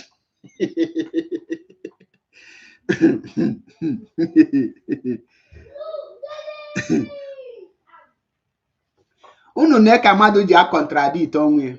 Pay attention. Can promote one idiot.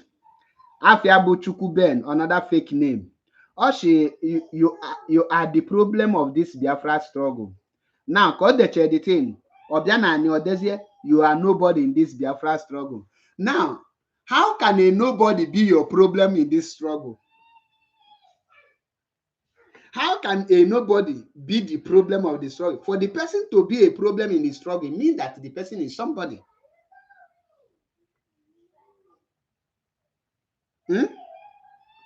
As soon as brain unajo, unu ga school, come unu yeji yedia, ewolu ohubaloka. Una ewolu lachie brain unu. You are the problem of this struggle. If you are again there, you are nobody in this struggle. Why are you contradicting yourself?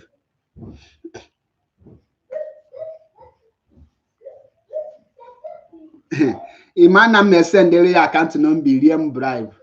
You buy me too. I'm not coming away naira. Or either he send it in pounds or he send it in euro. Even dollar na how me because the in Yemen na Kuwait dirham.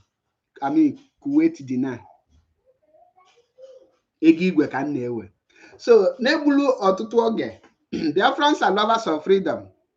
The news, everything, kpatakpata agbago n'ihu efi. Unu afụgonu ka o si ada. Onye ọzọ ka ya emekwa ihe a unu ka ya afụ again. Nge apụtakwa gwa unu na ege expel Mazi Nnamdi Kanu Biafran child. Ịma na man nwere friend na this movement. I no get friend, I no get enemy. Ihe m na-afụ bụ na-afụ na-agụ unu. He has a lion man no there. Many of all the DOS members, he are meeting hang when go the thing where ya no ya kahageme. They attack the only thing when the guy a blue goes or take here the glory. Blue goes or then at least MSC or she the non I suggested it. Chalon until October 10. October 10. All Nama Zapata unuga for the real color of these people. Maybe I'm God don't take you.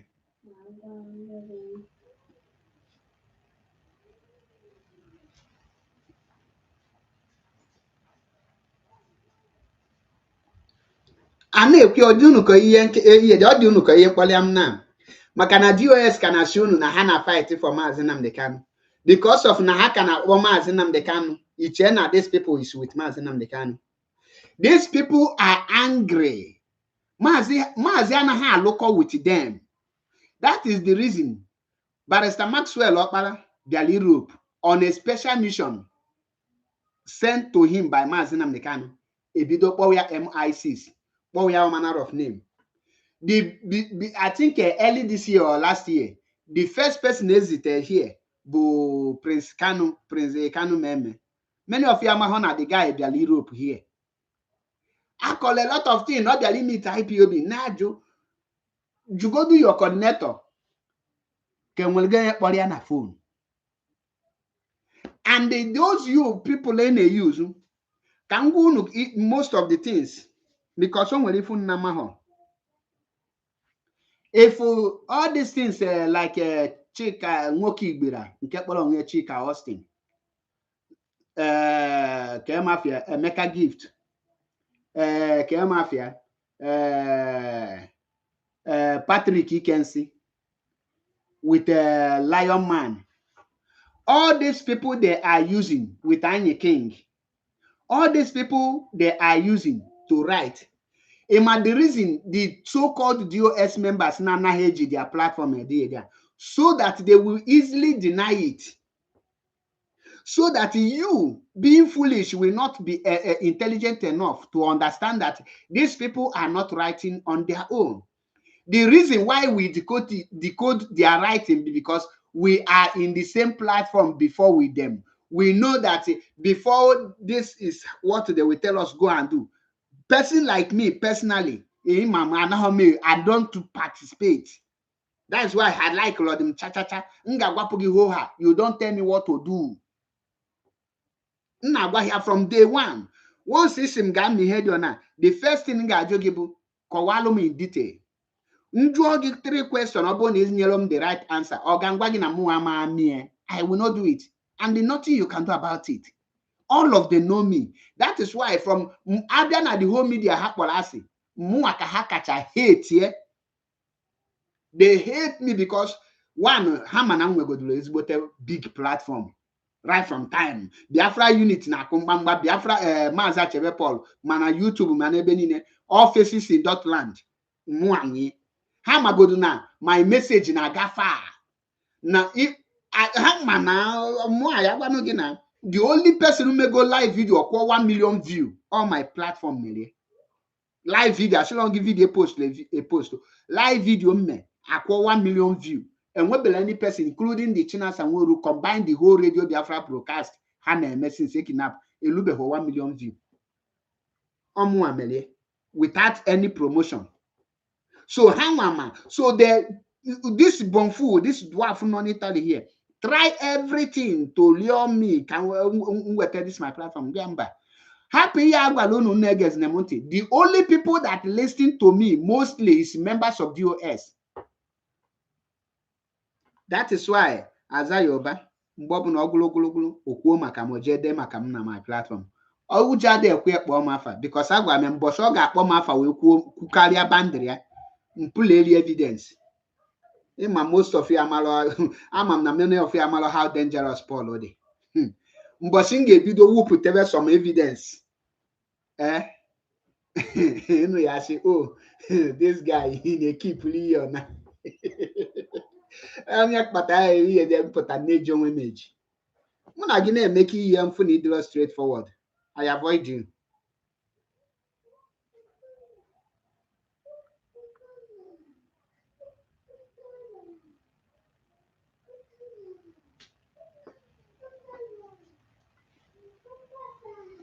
All na Mazi Nnamdi Kanu outside. Mazi Nnamdi Kanu will condemn Finland for sentencing Simon Ekpa, regardless of anything that is involved. That is why he is a leader. Mazi Nnamdi Kanu on Radio Biafra. They are queen of violence.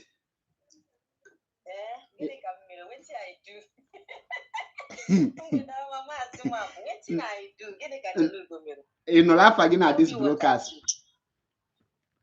What did I do? In laugh again at this broadcast. Yes, I'm Romia. Guinea cast in email.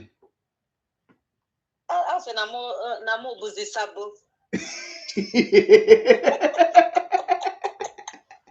Mazi Nnamdi Kanu. Mana eziokwu mgbe ahụ unu lelie wa na ikenyelo my isi ọ bụ na ikenye my ocean na mbịa kịta na-eme broadcast. No, a na-akọwa na ego nke nkete ka nji wee je China inube ya.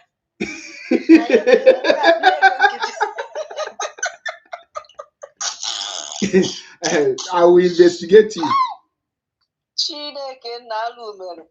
Maazị Mabe ga-ntị ka ngwa ịma na ị na-ekwu desi na that's if ko nwere onye a na-atụ ụjọ. I won't want anybody like I told you ekwu m ihe before and I keep saying it. Mazi Nnamdi Kanu going to his voice. We joined the movement. I joined IPOB. I'm a full member of IPOB 2018. Take the vote. Now my unit.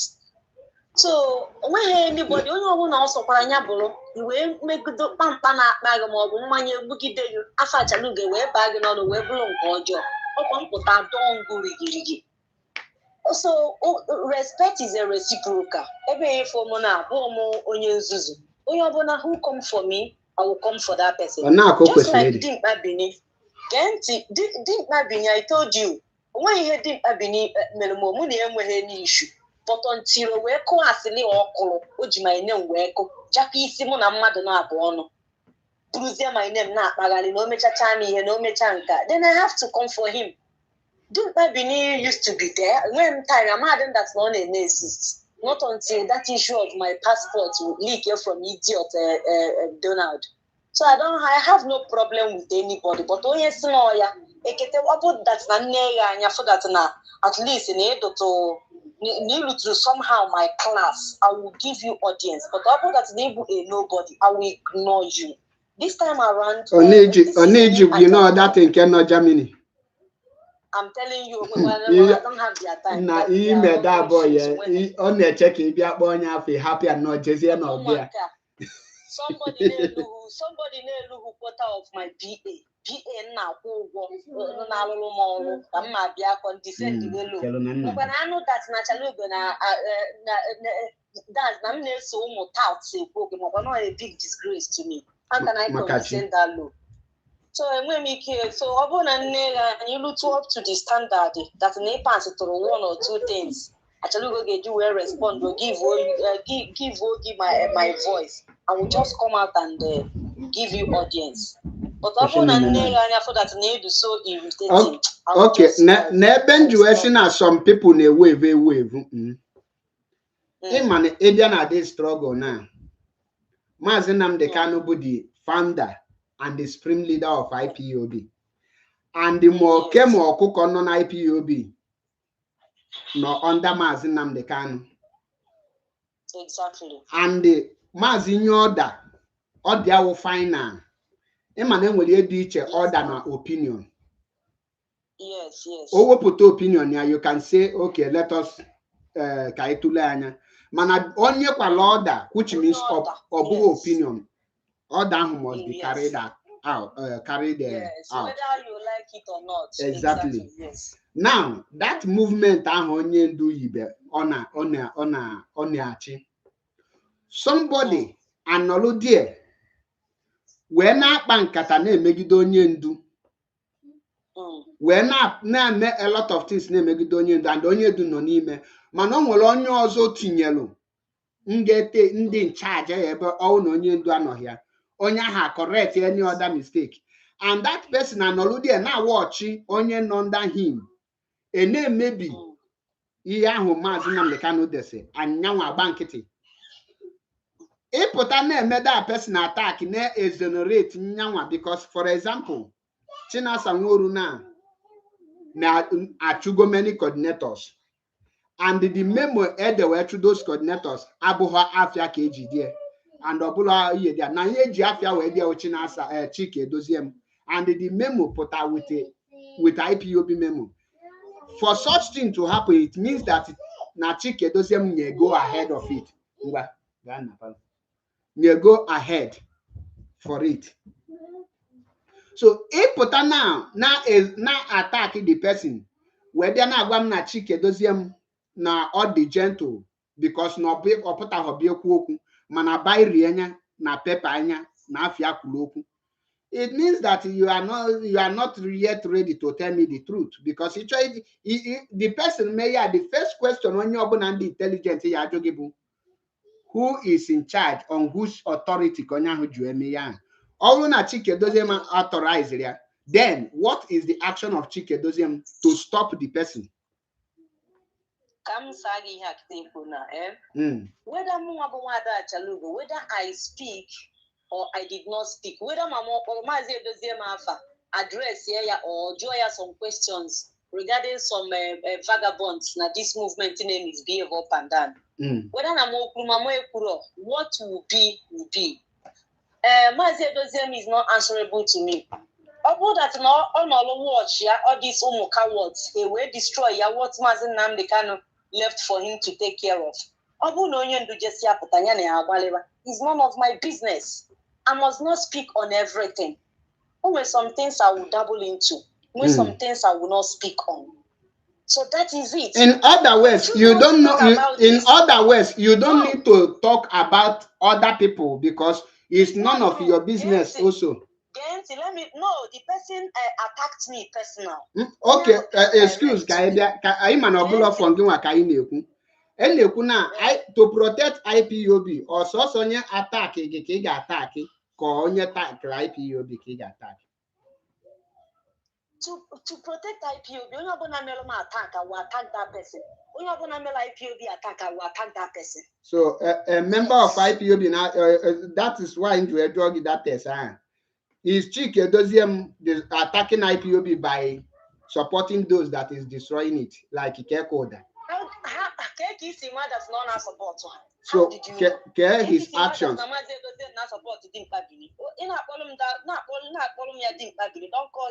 Okay, now no dual support yabu. Now onye tinyeria as a coordinator.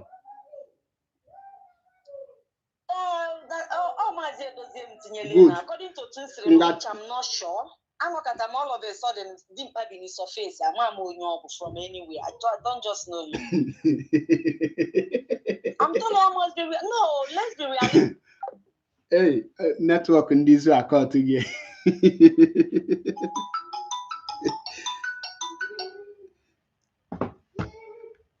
I want to get caught or below the See, I must be real with you. Let me just be real. You know, Dim Abini just surfaced all of a sudden. I don't know him. I've not seen him. I've not met him anywhere. So I don't know how he came up on this IPOB. Okay. Media coordinator, Okay. Now, to resolve every issue, now all the activities of Dimpabini by using with Chibuze to destroy IPOB media, which you have cried over it, Darlington have cried over it, I have cried over it. What is the person you are talking now? What did he do to save the media of IPOB? Mazi, number one, Mazi Nnamdi is not in charge of media. The person who is in charge of media will handle that one. Excuse, Obuna the person I handle your Kedo Chike does him. Obu that Obu handle me, then he will go and report to Mazi Nnamdi, then Mazi Nnamdi can now come in. So other person reporting to Mazi Nnamdi will not know what is going on. So in other words, Chike Doziem is just a head of the Directorate of State for nothing because he don't monitor the activities of the organization. Not according to you. It is their duty, like I told you, when their office is bigger than them, like Mazi Nnamdi Kanu said, when that thing is bigger than Mazi Nnamdi, he will now refer it to Mazi Nnamdi Kanu. So this issue of media now elubeho to Chike Doziem, right? When he couldn't handle Dim Abini, then he can now go and report Dim Abini to Mazi Nnamdi. The Mazi Nnamdi will now take action. That is it. So who are first of all, it is obvious that now the person in charge of media did not report Dim Abini's atrocities to Mazi Nnamdi. So they are just gambling it together. Okay. Now all these activities now, Chike doesn't Madila aware of it. I don't think because people that not aware of it, at least okay. What of the issue of China Sanworu? Or do you aware of it? I don't know. Like I told you. And that is where I am coming. Now I put it to you that now, as a leader in a lead organization, all need aware of the organization to the extent that one of the taproot of the organization was damaged and they are aware. I put it to you that now that person could resign. Because a mass. Some things are not meant for me to talk. That is why I'm a deep in a question now, because I'm a medical. But at least some things I'm not. Oh, they cannot work at boy here. Oh, they cannot work at boy here. I'm well a big man. So manama kana ye dia. If you can na church.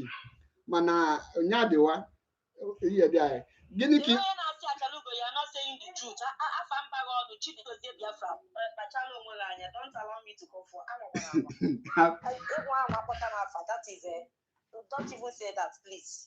Because Apollo my queen of violence. Okwa wine problem.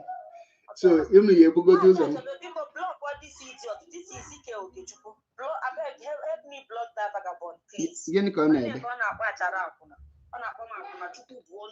What generations again? Everything you represent,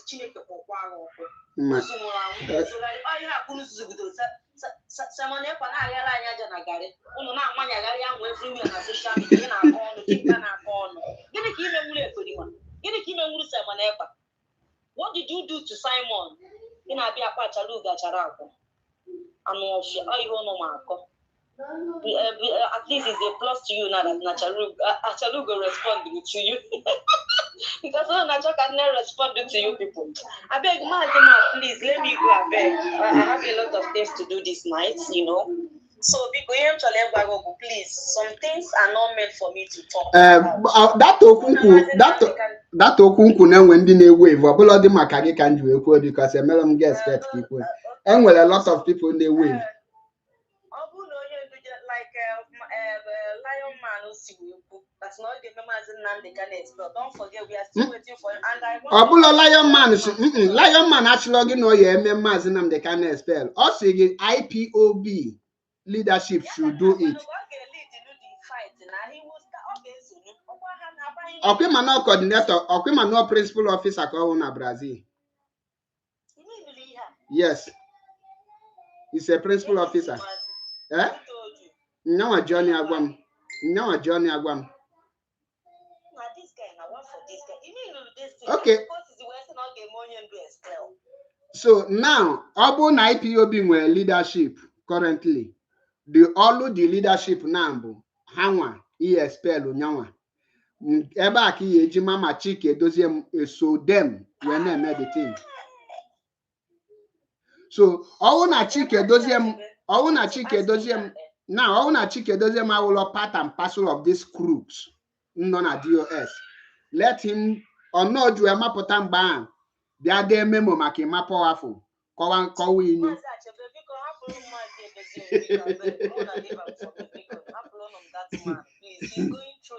Is Onya is but a criminal. Unages no emotion. Achalugo, you try what the Kushi Kabala wine. He wave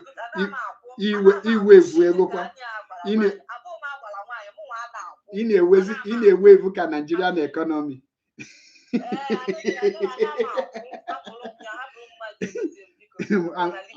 I'm gonna can happy. This thing, Mazi, let me not call him Mazi. This Lion Man who put today. Do you think that man just decided to say that, or someone sent him? Can you tell about it? Okay, do you think he just decided? He get a video, I think last 3 months or last 4 months. Title, they want to do Mazi Nnamdi Kanu what they did to Wazirike. So to answer your question, Negenti, he has Lion Man there, or they here under his own capacity. In Egemonti. Lion Man Delia based on the meeting Chike Doziem China Sanwuru and Abanyum with Ikeko that with the Bonfu. Negemonti. Zimpa listening. Anahame Yezioko halfway. Negenti. Ichoi Wama de Zuku Galuonya Nishi. Ocho if you Fukofuluonya Nishi. Negemonti, Dimpa Bini cannot do anything without the authority, the authorization of Chike Doziem. Chinasa Chelo. Good. Care the act. Chelo. Okay. Now, okay. Chelo Kaibia. I break it down. Now, ke put to that or bone of leadership. Care the action leadership will take against it to prevent such thing. I draw a question, husband, but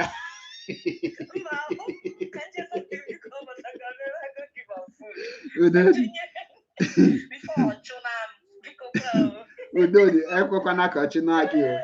Did you call? Ebiana, Emily, married third wife.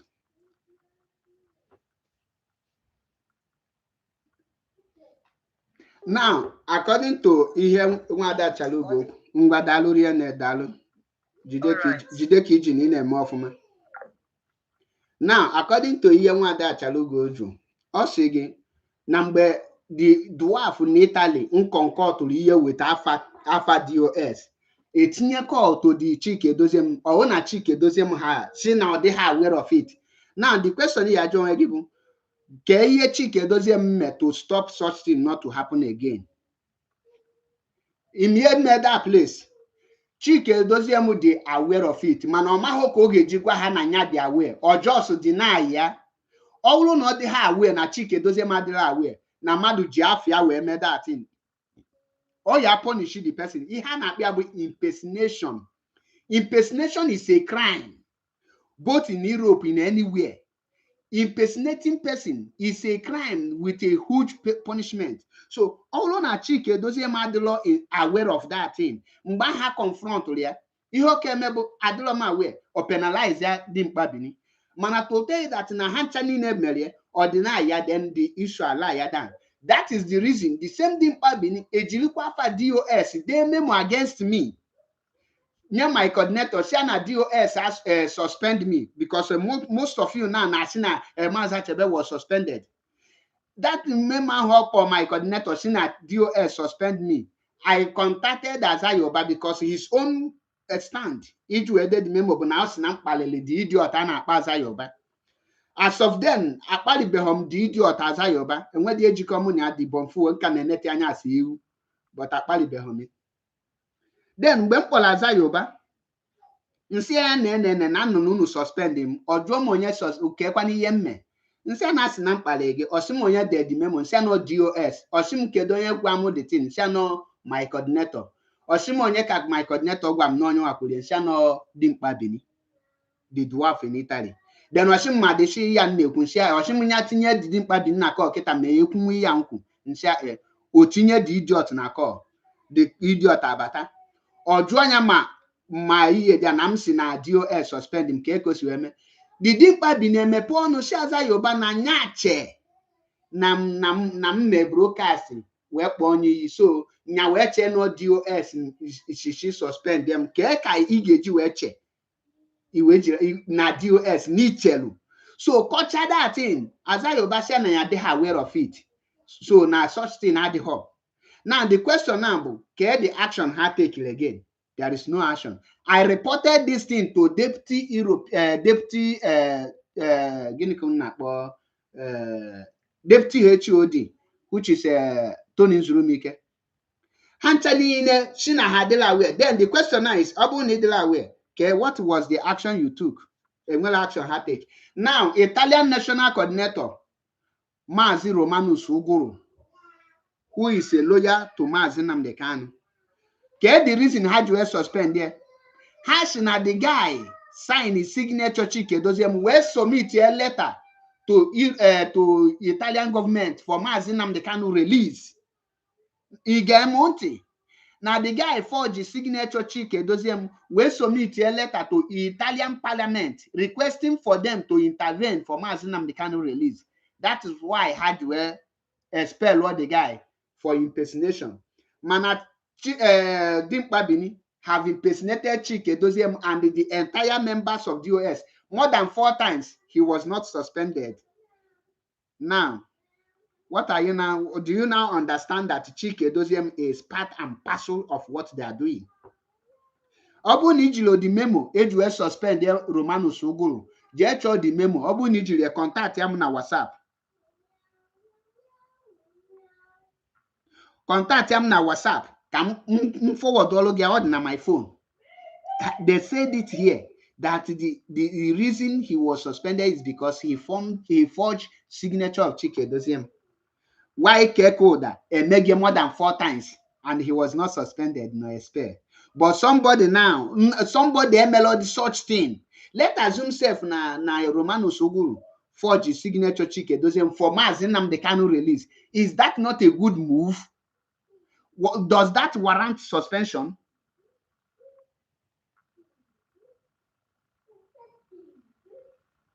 So, mpota broadcast because of Nimelo brain. Hasigunu give anything mpota na my broadcast wagi. All no melota oge mechi. Ema the reason mba ha na akpa de nkata enwetego m intel. Most of their meeting na no dia mana hamalo. That is why we lotata another man akpọ na phone si agini kun na plan. Mana mme broadcast nkwenye exactly ihe ha na chime. Mgbe actually me mapo afọ attack. Broadcast makiana. This guy, Bradford child that bomb chowa can omalukan nju enwete such information. Buyari anya ozugbo.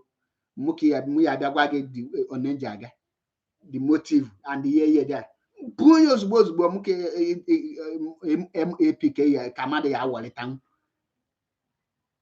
Intel na bu authentic. And how am my capacity? That is why I had to try everything. Iju epe tiemu nambo na mamalo ihe na on. That is why ga check ihe niile nkwu.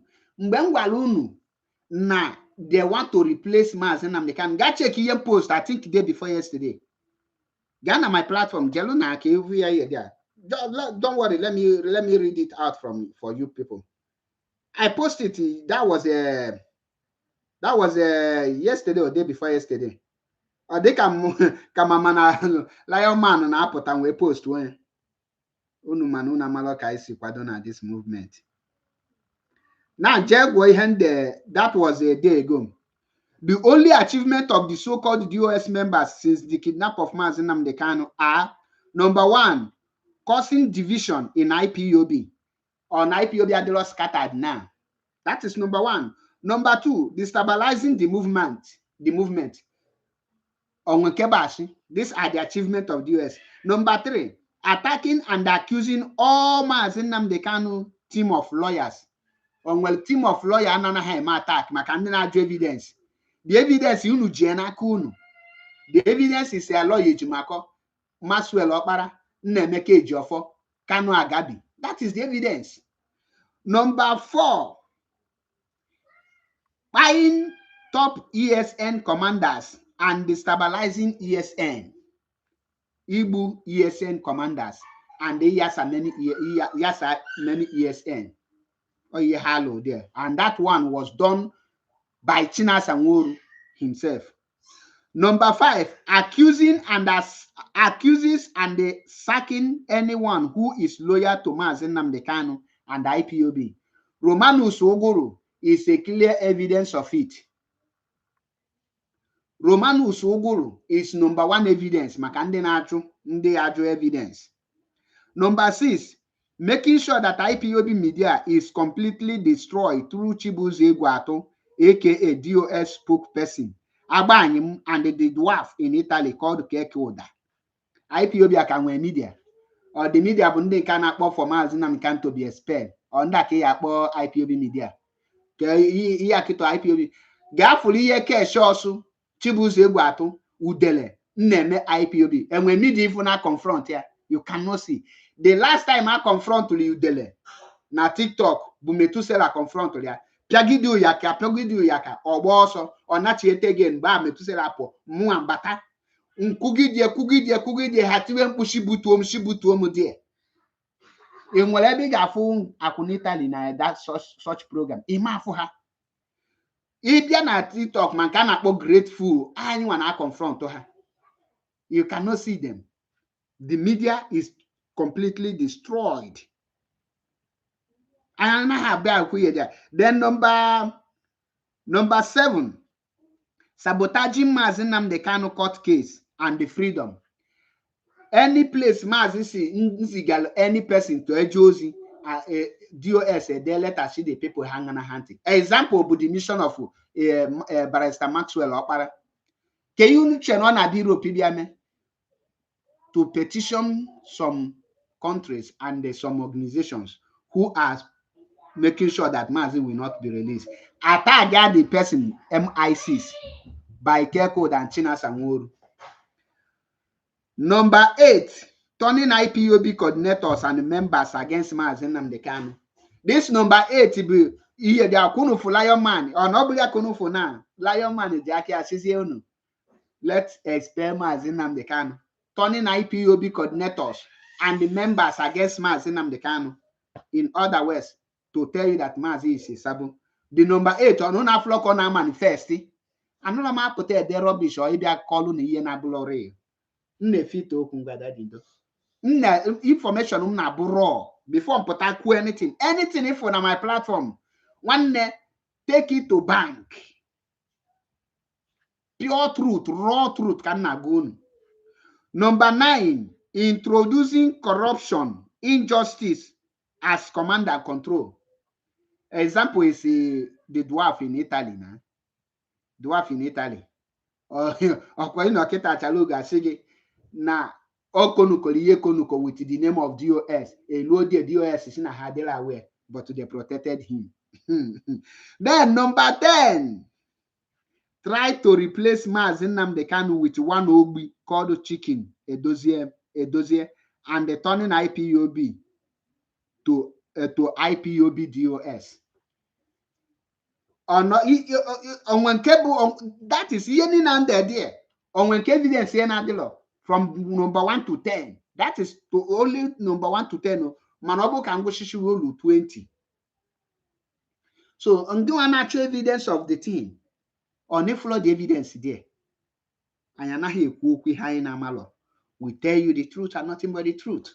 Okay, what? So, Biafrans and lovers of freedom, the anything if unku here is pure truth.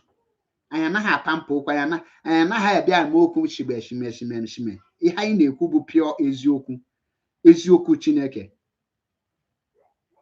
So, on the form, and me kusike.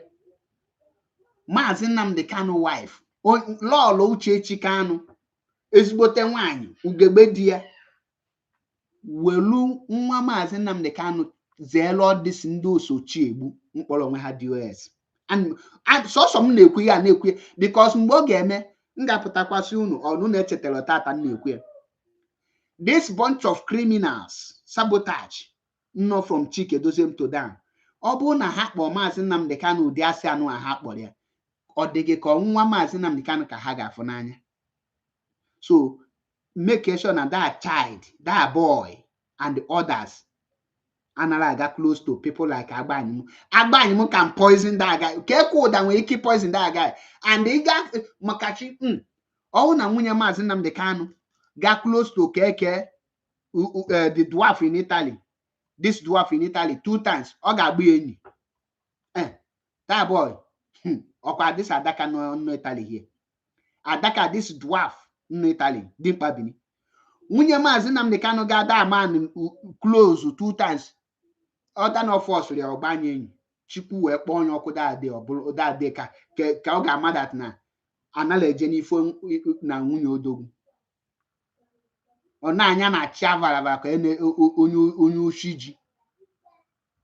A dwarf nwa kpukoro just nwa kpukoro na ka odina.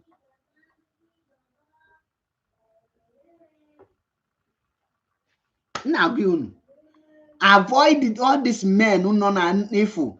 Any person if you relate with Ikekoda. I laugh in Italian language. So, and when they take it serious, it's a kulu kamoke. Forget here people ga call your culture and bemono. Why people kebezoku? Because the reason people namabe kebezoku they confused bona. People ga jogi. Keka chike doesn't get the right. China Samura they wrong. China Samoru cannot be wrong. Chike Doziem are the right. Or the law possible. And both of them are the same DOS, are working Hana but Nife together. Make sense to me now. Our people are the long susu. Abanyimo the wrong. Keka the right. They make sense to me. Until few people are stand there. That's why there is few people I respect on a normal ground. And most of the times I avoid calling you. If Mazi Benjamin Madbug, on work a Kadaman, a bobo nefolia, Gunyam Mano Onang. That man is the stumbling block into this bunch of criminals not to destroy IPOB. Or that man, Bachilezi Kwechili. Onya Kwechili. That is why they attack. China Samura na attack. All the bunch of fools and miscreants and attack the man. Manokwechi. Because that he cannot betray Mazi Nnamdi Kanu. So those of you who nature a lion man deliver based on him. No. Lion man, the only thing lion man umebuna. In Katachike, Doziem na China Sanworo, Agbanyimu, the dwarf in Italy and the Bonful in Finland, in Ireland called Azayoba. All their nkata ko just put no delo onwe ko buru no nyon abuputere. So you people should be grateful to him. Then kunu malozia the DOS unneso nkata hana ba juono ngunu ke ka ju esige make a gift to the sige na from now henceforth IPOB should be right in full. IPOB DOS, Indigenous People of Biafra Directorate of State. Ongonu get be for Mazi Nnamdi Kanu mel introduce of IPOB DOS. Anagi unu n'olobo. Onkunu kukama. That's why I am tired of Ibia ego nunti. unu like unu zuzuwe no. Mana one thing undi for sure, no matter how you gang up against Mazi Nnamdi Kanu, the dog apụta, be bold enough to speak. Ka akwụpụta gị ile gị from ọnụ gị nye gị ka ijide n'aka. Ihe a Chinasa Nworu na-ezuzu ka nkịta ya pịla okiri. Mazi Nnamdi Kanu pụta onye a ga I only pity you people on ebe ọchọ ide all this trash oshi through you people na-edie. Ọ ga-deny unu completely, and when the time come, you people will not come back to IPOB because he will deny you people in the presence of Igwe mmadụ. Alụ emezi unu na-use unu eche na unu so n'ihe na-eme. M ga-arapụ unu here, achọrọ m receive call tata. Akunu wata. I don't want to receive call. Come just near time for I know me receive no call for any person. I have an all way. Jide your advice. Almost here, dear friend, got up on here. They won.